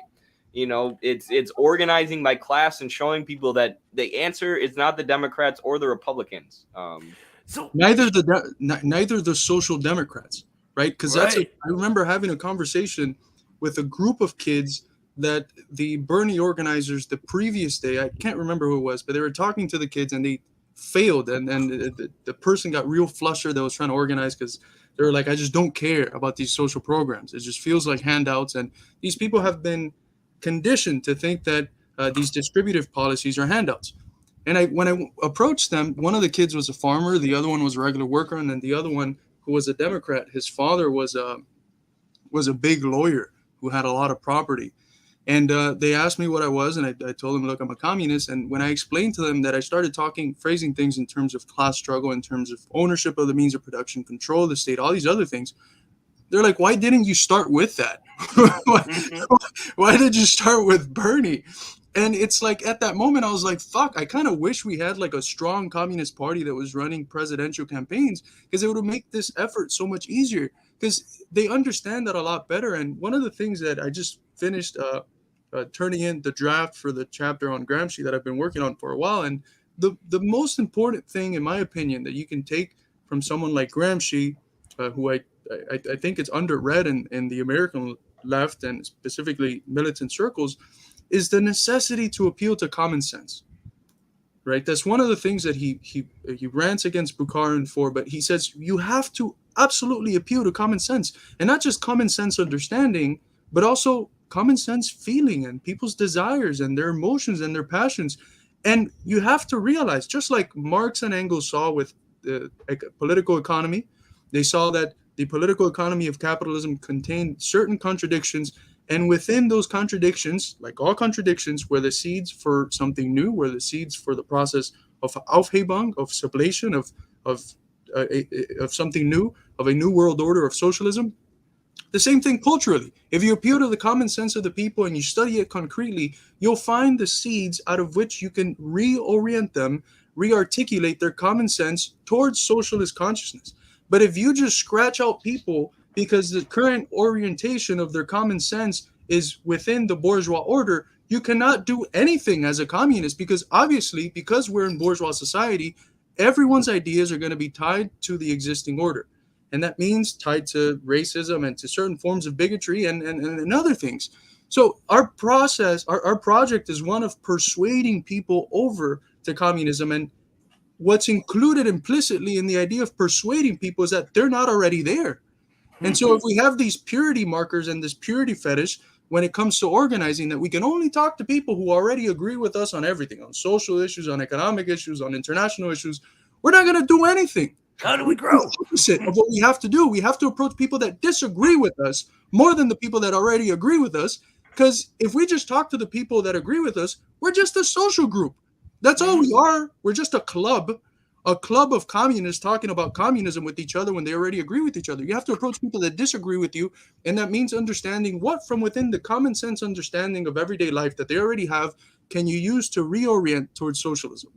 And unfortunately, that's what the left is for a lot of people, is a social group or a social club. And I remember with TikTok, like one of the times I was getting canceled, one of the things people kept saying was, we need to be careful who we let into our groups, who we let into our spaces. You know, these are safe spaces for us. And it's like, that's not really what the Marxism is about. I'm like, if that's what you guys are doing, then I don't really want to be a part of that anyways. Like, I'm trying to grow Marxism and expand Marxism and teach people Marxism, because I think it's a science, not a social group. But I have a question for you, Carlos. I've been learning a lot about Gramsci from you. What you said he was railing against Bukharin for not appealing to common sense. Could you talk about Bukharin and what Gramsci was criticizing there? I'm just really curious. So in Bukharin's popular manual, right, Historical Materialism, the Cosmonaut people printed it. I think it's a very valuable manual. The 5th chapter talks about the equilibrium of society and nature, which is basically addressing Marx's idea of the metabolism between production and nature. And he talks about rifts between the equilibrium, disequilibrium, which are metabolic rifts. So it's really good. And the ecological strand of Marxism with J.B. Foster and Ian Agnes, they've grabbed onto this side of Bukharin. And people like Lukács and Gramsci have dismissed parts of them. And maybe that has led to people overlooking some of the things that are valuable. But the critiques that he has specifically with common sense is that he starts the manual by addressing bourgeois ideologues and not addressing common sense. And the ideologues that he addresses weren't all that good. So Gramsci has a point that he says, in order to win the war of position, to win the war of hegemony, to create counter-hegemony, you have to beat the bourgeoisie in their field of theory. So you have to beat them in all fields, but in their field of elaborate and niceties and performatist theory, you have to beat them there. And to do that, you have to engage with the best of bourgeois theory. And he says Bukharin wasn't doing that. He was picking the very easy ones in order to get these shallow victories.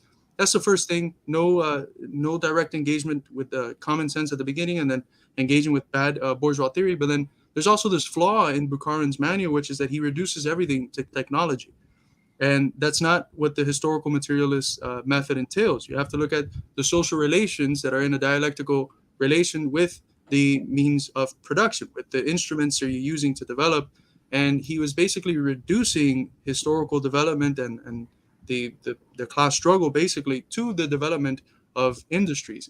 And he was often falling into these binaries of when there's an either or picking one side. And I think the Marxist position, since it's dialectical materialism, it's inherited from the tradition of dialectics, is that when you see a categorical binary, and pick any in the history of philosophy, the binaries of part and whole, any binary, it's not an either or situation. It's always a both and, right? So if you analyze the question of subject or object, right, you have a condition with Darwin when he's thinking about evolution, and these are some of the Marxist critiques of Darwin.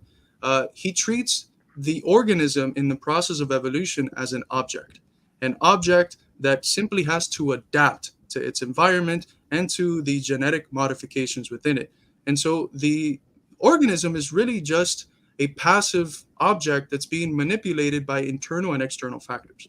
The Marxist critique says, no, we change the environment that conditions us. We're in a dialectical relationship with it. So it reorients that philosophical categorical binary of subject and object, and it's subject and object. It's both. We're both subject and objects at the same time. We change the environments that change us. And Bukharin, in various places, he falls into these binaries, treats them as binaries, and then sometimes prioritizes one side over the other. In the case of technology versus social relations is perhaps the clearest one. That's something that Lukács also critiques of his.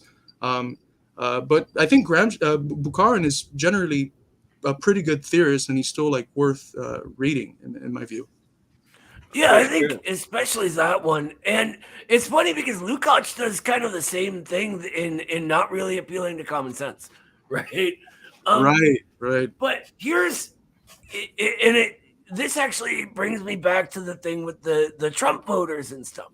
On the left, and within sort of professional, like upper and the middle classes, right? The petty bourgeoisie, the upper professionals, there seems to be this giant, huge misconception that Trump brought out the latent and inherent backwardness and evil in the masses, right? In the white working class or the basket of deplorables. When the reality is that he appealed to them at their level of common sense. They knew the establishment were all corrupt and not serving them. So he said, we're going to lock Hillary up. He knew that people didn't have jobs. All these awesome manufacturing jobs that workers had fought for dignified unions with, right?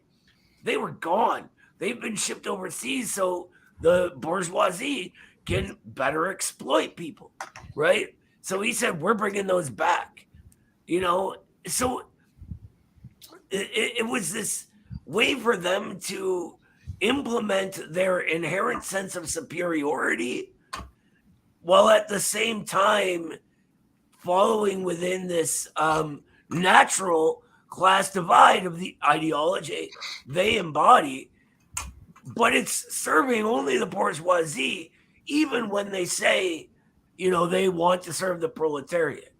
I went off on a little bit of a rant there. Sorry to get so far away from Bukharin. He's a really interesting theorist.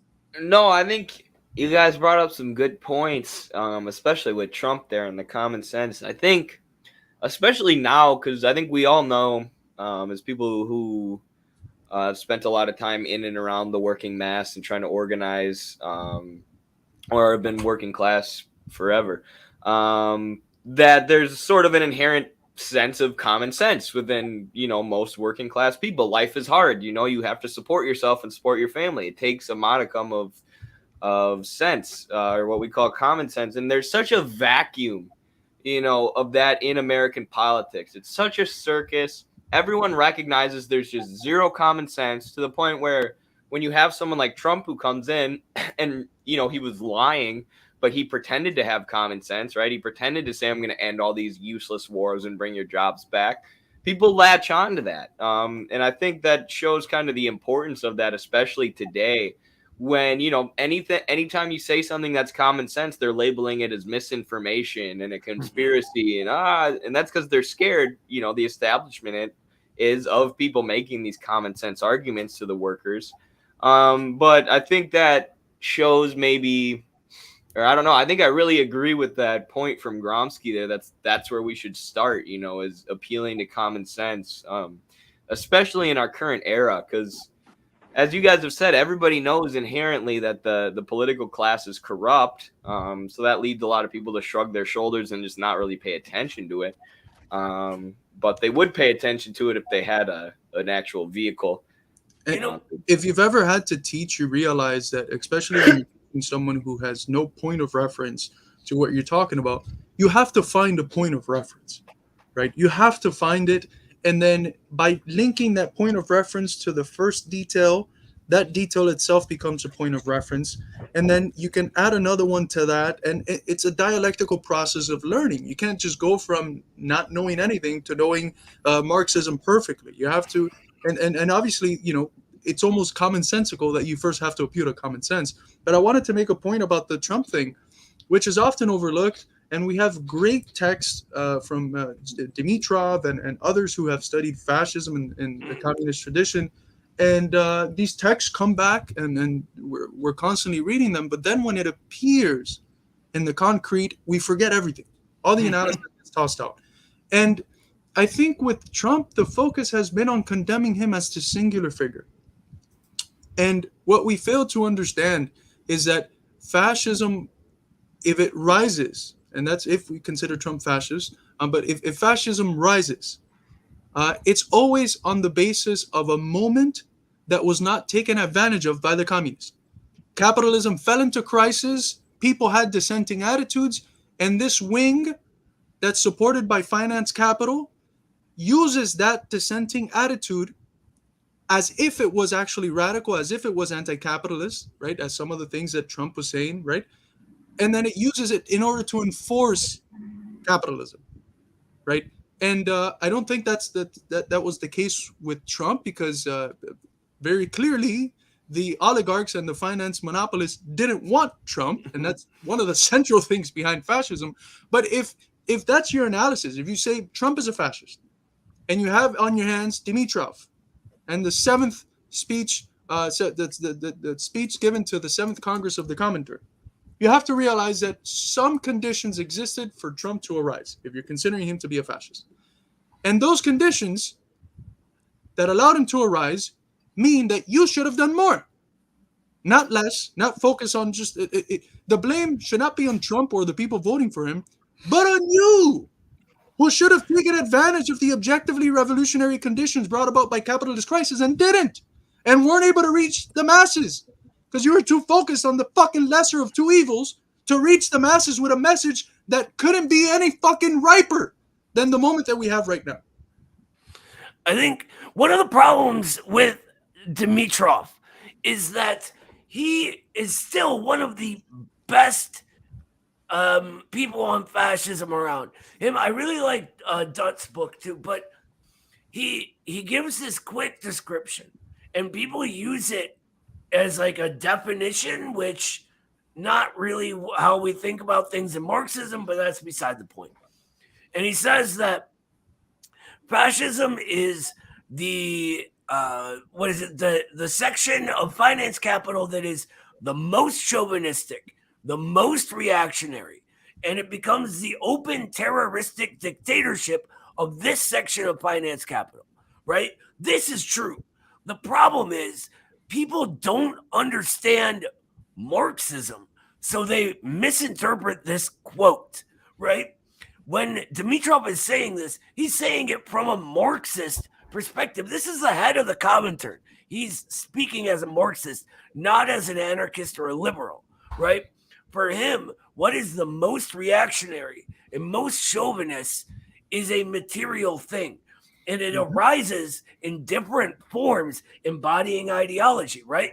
Embodying that material relation based on the historical characteristics that create it. So our American fascism, if it was to arise, is not necessarily the same as German fascism of the 1930s. We could even call the KKK after Reconstruction a fascism, right? Because it arose as the defense of finance capital, represented the most reactionary and most chauvinistic form of that, and it destroyed Reconstruction. It destroyed the Workers' Alliance, right? That's a really good point, Noah. I never thought of it that way. I've There's a studied good that era of story. history pretty closely, and you're exactly right. That's what it was. It was the plantation oligarchy's most, terroristic elements. And it was funded by Wall Street, right? Right. Wall Yeah. Street and Alliance. So Wall Street was always against the Northern industrial bourgeoisie in this era, right? Which obviously you know, but for the audience, and Wall Street was pushing the government of the North to abandon the proletariat, abandon the freedmen, and side with these aristocrats because, frankly, they had the money, they had the industries, right? And they eventually won. And there's legislation, and I can never remember the name of it, but this marked the abandonment of the class alliance. But so this was a fascism. In our modern America, our fascism is going to be based within our modern American bourgeois ideology, which is not Nazism, right? It is not Italian futurist, aesthetic, weird Nietzschean fascism, right? It is American bourgeois ideology. And what is the most chauvinistic part of finance capital? It is that section which looks down on the entire proletariat of the entire country, not to mention world. That section of the proletariat that tells you those Chinese, they're not woke and enlightened like us, right? They're bad, they're evil, they're backwards. Mm-hmm. I just wanted to say that you brought up the KKK. There's a good show on Netflix that I guess because it was too radical, they stopped airing after the first season. But it's a priest who's not really a priest. The guy's passing as a priest in order to organize workers against the finance capitalists that are coming in, these massive bankers that are just messing everything up, and they're using the KKK in order to enforce terrorism on this strike that farmers and agricultural workers and other workers are engaging in the community. And it shows how they try to break up different sections of the working mass, how finance capital, specifically finance capital, used the KKK in order to fight off, and then how this figure who wasn't really religious played as a priest in order to get these religious folks through the Bible, again, appealing to the radical germs and common sense, to then go ahead and wage a socialist struggle. And it was beautiful. It's a beautiful show. So I would definitely That's awesome. recommend it to I'm gonna check that to out. everyone. That You sounds guys want to great. hear a Yeah. really cool story about fighting the KKK real quick? Yes.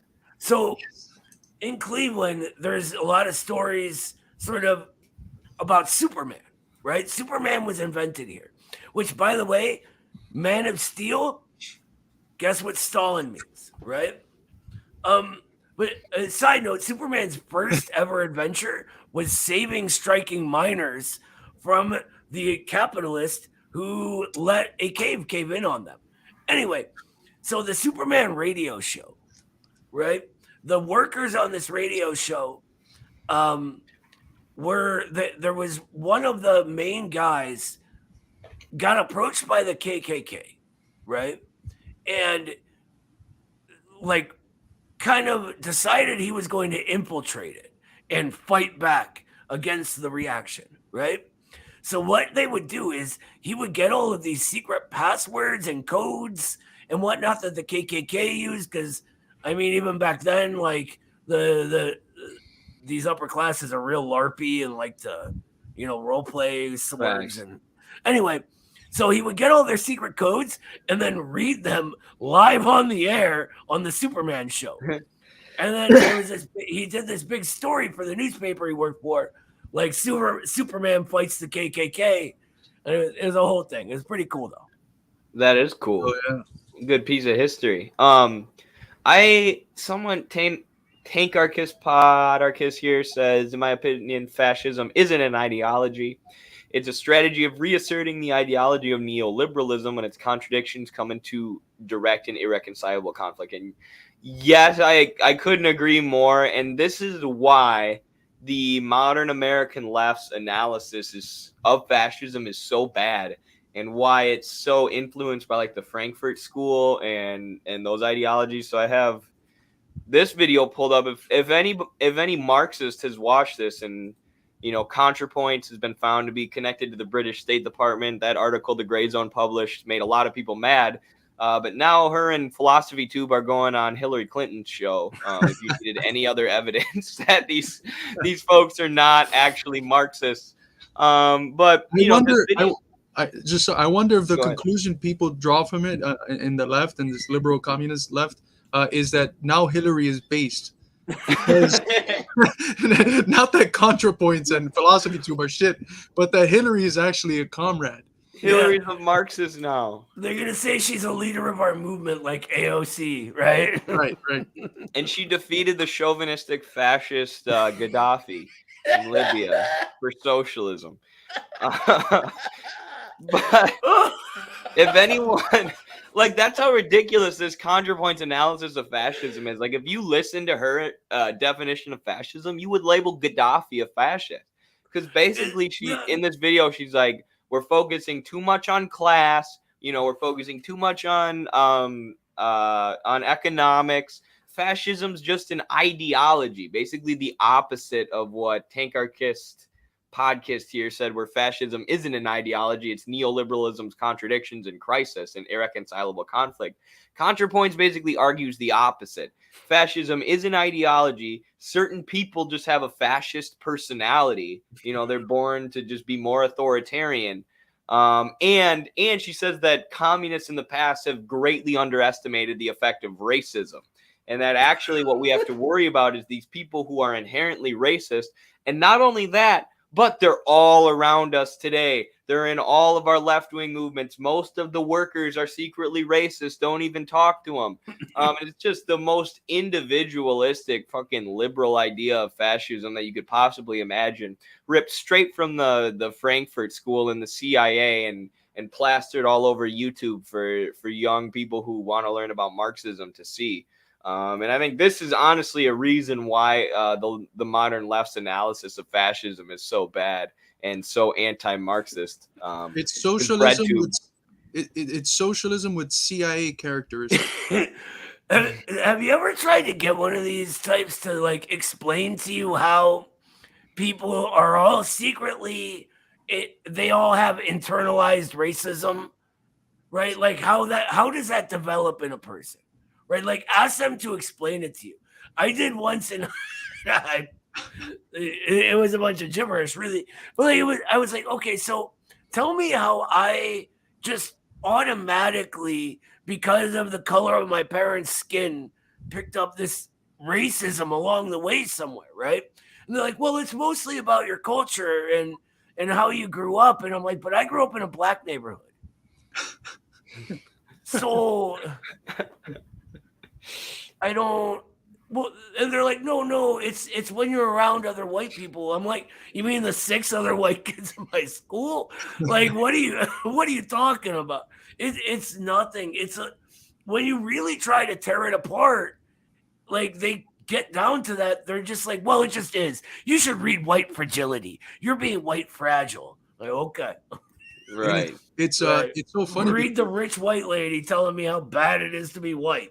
She's holding you accountable, Noah. Right. What's interesting is that like white is itself a construct, and you had people coming from all over Europe that, in terms of pigmentation, sure they're white, but there was like specific forms of oppression that they would face because of their ethnic background, right? The Slavs, the Italians, the Irish. The Irish were called the N-word with the hard R from the white N-words with the hard R, and the green N-word. Yeah. It's insane, and it's just white people. It's not only ahistorical, it's race essentialist, which is always tied to race essentialism, right? If you're saying something is essentially that means that it's devoid of history and evolution. Yeah, that's why they get into gobbledygook when they try and explain it, because they're trying to pin something essential on a race, or on a skin color. Like, oh, here's why you're racist, because your skin is this color. It's like you're never going to be able to find, you're never going to find something that's essential between a certain race or group of people because that's fucking racist, and racism is stupid and it's not real, and there's no basis in science, and race science is bunk. So I don't know why all these liberal rat libs are trying to redig it up and find a new way to retool it. We're Marxists. I think a lot of what it is it's sort of like headline reading, but for learning about social issues. Like they hear the term white supremacy, right? Which is a real thing, right? Like our bourgeoisie, like it, like really forced that into this society, right? But what it means is not that all white people reign supreme, right? It means that there are communities like the black community, the brown community, etc., that face a unique, special kind of oppression from the state, and therefore have this other struggle as well, right? A different form of the class struggle against the ruling class, by the way. And when they fall into this moralism, they're forgetting, not forgetting, because to forget something means you kind of had it and then you removed it. Maybe they never had it. But they're not analyzing things systematically, structurally, comprehensively, dialectically. Because if you're going to talk about racism, you have to talk about it in as structures that are kept up by the state, enforced by the capitalist class in order to then divide workers. And they seem to just be talking about individual prejudices, and that's not necessarily racism, right? Black people can have individual prejudice against Hispanic people, but that's not racism. That's not what you talk about when you talk about white supremacy or racist capitalism or whatever. You're talking about structures that are embedded in the system of capitalism. Let's And just you know, it's just real quick, Eddie. no, go ahead. It's the best way to look at it to understand this from the Marxist view. Look at how race and ethnicity is viewed in other parts of the world, right? It is nowhere near how it's viewed in the USA. My grandparents are from the sort of Central Asia, Eastern Europe section of the world. My grandma loved the communists. My grandpa fought in the Red Army, right? My grandma was racist, right? For her area of the world, she could not stand Polish people, right? But she was just prejudiced against them. There was a whole societal thing, and it's the history of these eras based on the way society itself is reproduced, how we go about doing all of the things that create a society, right? Production that creates these unique forms of all of this stuff. And in the USA, race means something way different. My grandma couldn't have cared less about black people in the era of segregation, right? It was Polish people she hated. For sure. And they all have their roots in history, in material realities. Like there's still to this day, like tension between French Algerian people, largely stemming from the anti-colonial struggle. And we know, for anybody who studied diaspora or immigration, anytime country A colonizes country B, people flee country B for country A because they go, oh, they're colonizing us, they're attacking us, or whatever. We should go over there. It must be safe and rich. And then when you have minorities, one culture that's the minority culture living, within a different culture, there's going to be tensions there. And these are things that communists and socialists have had to deal with and handle. Like just look at Yugoslavia. But yeah, these things have their historical and material basis. It's not based in individualism or anything inherent that you're born with. As someone had up here, at the heart of liberalism is individualism, just made to ignore systemic issues. And the same goes for racism and racial prejudices and cultural prejudices. They want to pin it on individualism rather than a systemic thing. This tank artist guy, he keeps saying awesome stuff. People that went up, the liberal anti-racism is about fixing individual racists and not dismantling the racism factory. Base. Yeah, that's a perfect term, the racism factory, because it really makes you think about the class and productive nature of how this all functions. It's a product of a system, right? Of a whole way of doing things that make it arise. An institution. Absolutely. And someone said the other day on Twitter, I thought it was good, like, even under a dictatorship of the proletariat or under socialism, like you said, your grandma had racist views but loved the communists. You know, it's not saying that racism is going to go away on day one, but you take away all its power.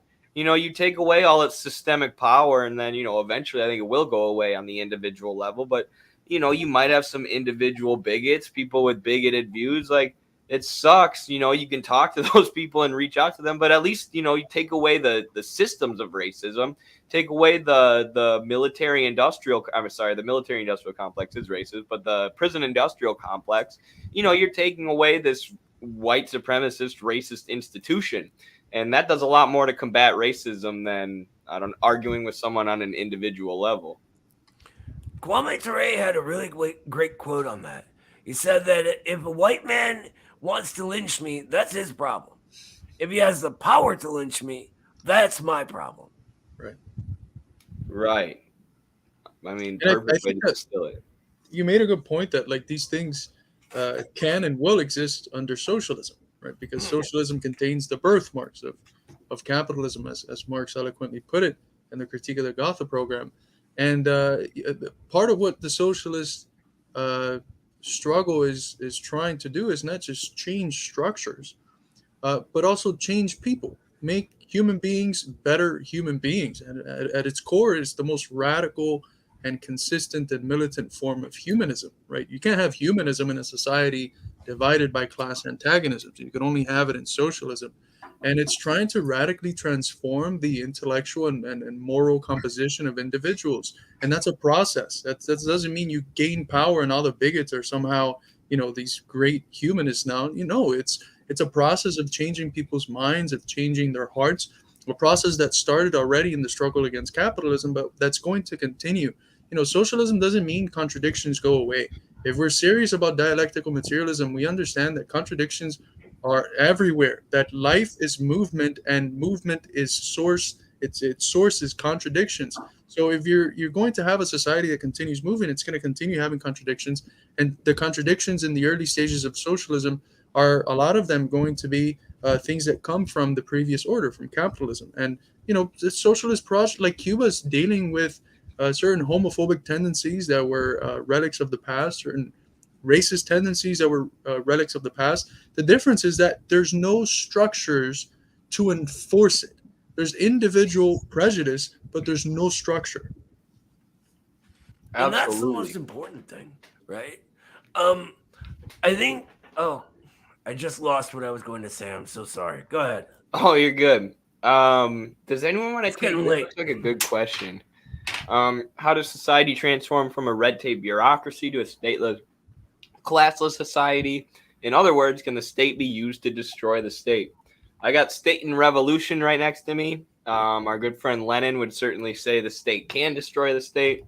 I guess I'll give you guys a chance, but I'd say the Soviet Union probably became, like, their bureaucracy became detached from the people and a little bit large. I would say the way that China has set up these systems of people's democracy and the way they have party cadres designed to each area, it is a little bureaucratic, but I don't know. It's a different form of state bureaucracy than like what we have in the U.S., which is a bureaucracy just to like nickel and dime you, and make sure working people are paying their taxes. And, you know, you have like the insurance bureaucracy, these private bureaucracies that are totally useless and exploitative in the U.S.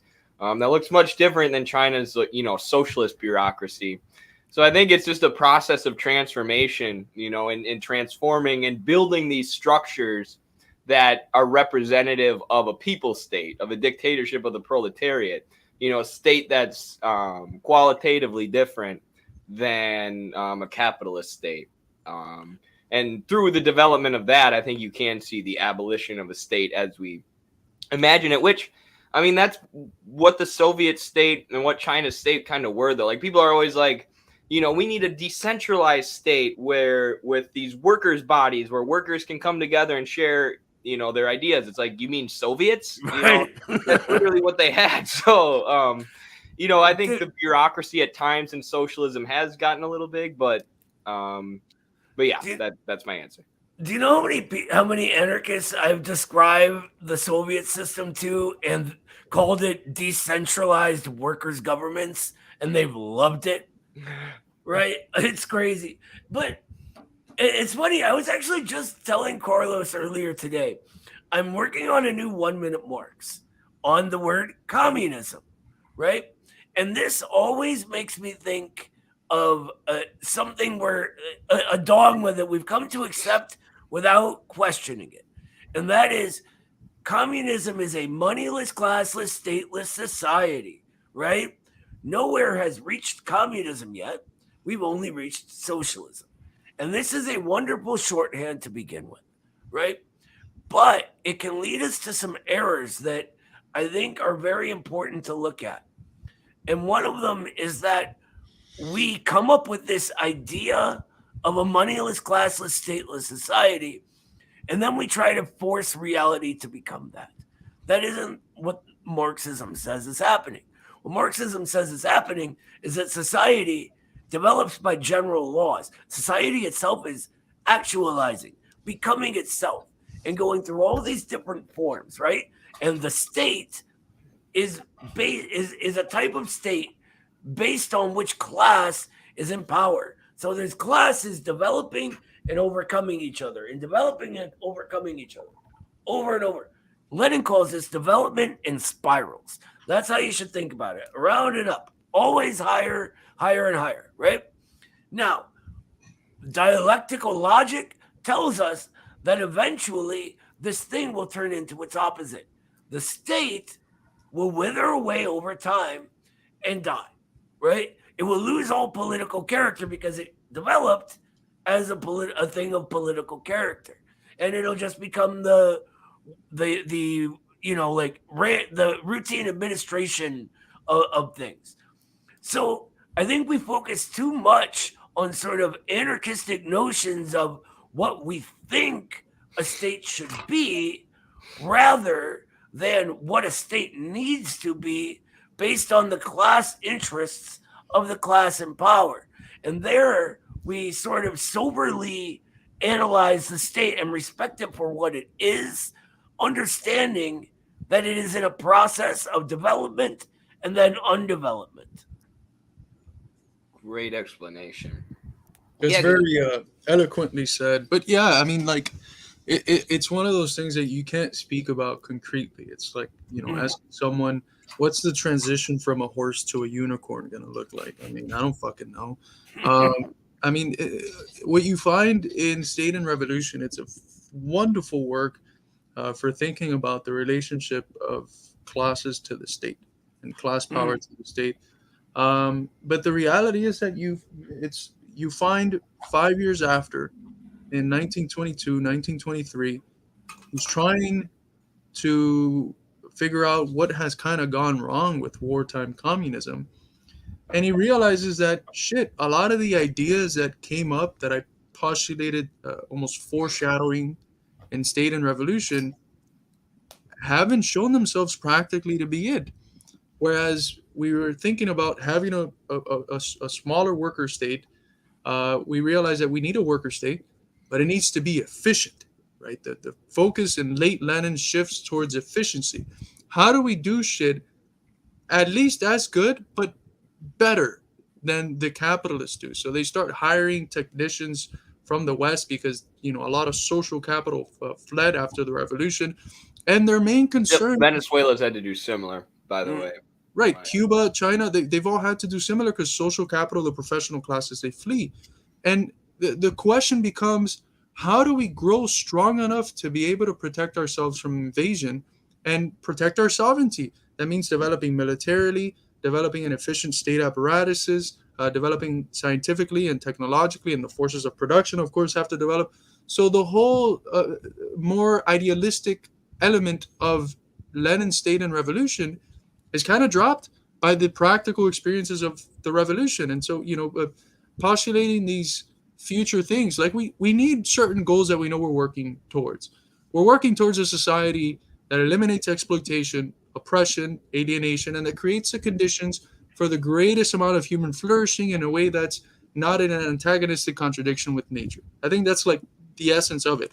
And is there going to be a state? Well, it depends on, do you think the administration of things, administrative bodies, counts as a state or not?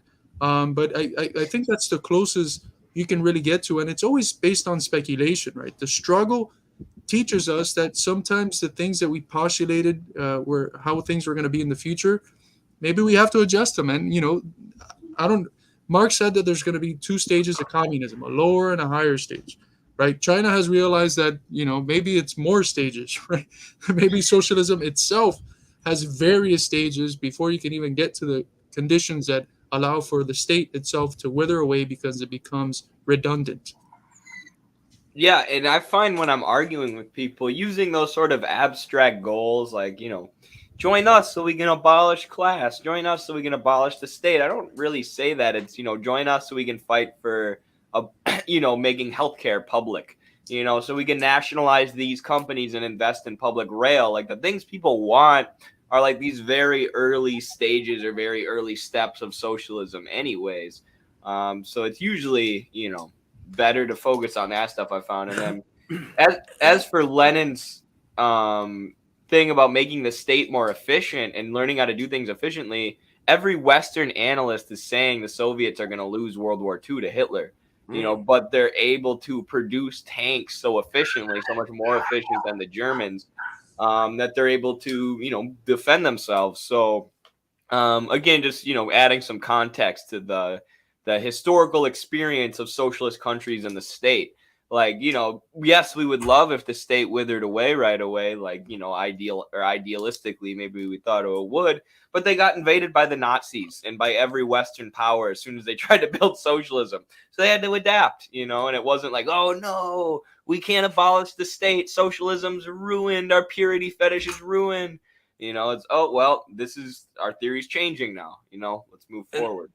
And that's when you can tell the difference between the beautiful dynamism of genuine Marxism that only finds form after this in Marxism-Leninism, and the rest sort of reverts to a utopianism over, liberalism. If it weren't for the Bolsheviks recognizing that they needed to reorient, fascists would have taken over the world. Right? There's no victory over fascism without the Soviet Union and the Red Army. And without these legends. I think we when we talk about abolition of the state, the anarchists get real focused on this, right? But they don't understand, and they all often will tell us, like, they'll act as if we're the same. And we're just a sort of different, we're anarchists with a different idea on how to be anarchists, right? We go, well, we want a one-party system that eventually leads to anarchism. But that's not it, right? When a Marxist says abolish is a moment of creation. The abolition of the old thing is the creation of the new thing. When the state is abolished, and this is Engels says this when he is criticizing them. He says, Sorry. sorry. No, That was, it threw me. I'm sorry. That was such a good. Please continue. I don't know what I was saying anymore. I'm sorry. I couldn't help it. This Felix, you win the internet, my friend. But they think that things are just abolished and nothing there. Like, there's no only negation, right? And this is why a lot of Marxists have called fascist anarchists, right? Because they were the negation of the bourgeois liberal order. But it has to turn into something else, right? And this may pave the way for what became fascism. And it's no secret that, it did arise out of anarchist thinking from Sorel and Bakunin. And anyway, but for Marxism, that moment of abolition is a moment of creation. It's both at the same time. It's the relationship between those where we study. We should never have used the word abolition. Never, ever, ever. We should have Worst used translation sublation ever. because that's what is meant. Like Or you're transcendence. you're canceling, and then something's preserved, but what's preserved is elevated into something new. It's a process of sublation, not abolition, that leaves just nothingness. That doesn't exist. Like whenever there's a negation, the negative always carries with it a positive. Speaking of sublation, this is off topic, but I think we're gonna wrap up here soon. But some people were asking way earlier, are we still debating those libertarians? Yeah, we're still planning on it. Either me and Noah or me and Carlos. And they made a video because I made fun of one of them for not reading Dialectics of Nature, and they made a video basically claiming Marxism is a word game. They don't understand the words, so we made them up, right? Yes, so I'm excited to explain what sublation actually means to them, especially with these guys who can explain it so well. Are there three of them, Eddie? What? Are there three of them? Could we do all three of us versus I should them? ask. I should see if we can do 3v3. Awesome. Yeah. It's going to be good for the channel because, they're quite dumb. So I think it's going to go well for us. But that's what I think. We have to take the approach that, although we disagree with him, with the approach that Zizek took to the debate with Peterson, which is, I couldn't care less about Peterson. I care about his audience. That's what we should care about, because at the end of the day, I think that not to be too Wittgensteinian, we're in two different forms of life, and the discourse is it's completely torn apart to the point where I don't really think that there can be a genuine conversation that could occur. And that was one of my concerns. Like, agreed. Especially, these are not like the libertarians that are friends with Noah at work that can be convinced. These are kids whose economic condition depends on them continuing to perpetuate these idiotic ideas to the mass of people. And so I don't think that there can be genuine conversation. So it's the mindset, I think, should be like, whichever one of us do it, or if we all do it, should be, reaching the mass of people. But yeah, it's two different language games, two different language games that I don't think there's the analogies like trying to play chess with checkers pieces, or it's, the instruments are completely different. So how do you respond to someone saying that it's just word games? It's like, it's not. I can show you why it's not, but you can just say it in a different way. And that's a lot of what you find on the internet, like non-arguments and just conclusions. And what passes for arguments is just restated conclusions. And in order to make arguments, you need premises. And those premises, what must follow from them is the conclusion, not the other way around. You can't just throw out a conclusion, and then when someone questions you on it, you throw out different ways of saying the same thing. Yes, and they work backward from their conclusion. Just so people know, it's not going to be like a debate. Like, my first time going in, I was like, I had read all this libertarian theory, and I was like, I can't wait to learn why they actually think this. And there was nothing. They hadn't read their own theory. Right. That was like, wait, so why do you believe that the government, if the government's controlled by corporations, why do you only think the government is the problem? We should leave the corporations. Like, well, we can't get, we just have to think of what good economic principles would be and enact those. We can't engage with what's actually happening in reality. There's these absurd arguments, and they're fucking libertarian, so they're anti-government, but they're pro-life, they're anti-abortion, and like they're like pro-war with China. Like, they don't even the places where there's supposed to be overlap between communists and libertarians, you can't find any because these people don't know their own theory. They're not Ron Paul Maoists. They are not Ron Paul Maoists. I listened to you debating them the last time, and the whole time I just wanted to take this kid and go, look, I would love it if I could grow wings out of my back and fly around the room. It don't mean it's gonna happen, son. Right. And that, like Carlos said, their dad owns a business, So they want to argue that capitalism is good. So that's what it'll be, folks. But it'll be funny. We're going to try and dunk on them. And we've got some former young libertarians who are now communists in our audience. So that is the goal. Yeah, but thank you all for hanging out. Thank you, Frick Frack, and everyone else who sent super chats. Much appreciate the support. I think this was an awesome stream. Thank you, Carlos and Noah, for joining. Great talking with y'all. Yeah, anything else anyone wants to share before we head out? Felix wins the internet. Yes. For that, and Tanky Jones. Yeah. Check out our Patreon if you want to support our work. And also remember, we published Reading the Classical Texts of Marxism from our senior editorial counselor, Thomas Riggins. It's an excellent book to learn the basics of Marxism and to see how the development of science has compared to the claims that were made 150 years ago, and most of them are still intact, or at least methodologically intact. But we also just put it up as an ebook for quite cheap. So if you didn't want to get either a paper or hard copy, I think the ebook should be pretty affordable for almost everyone.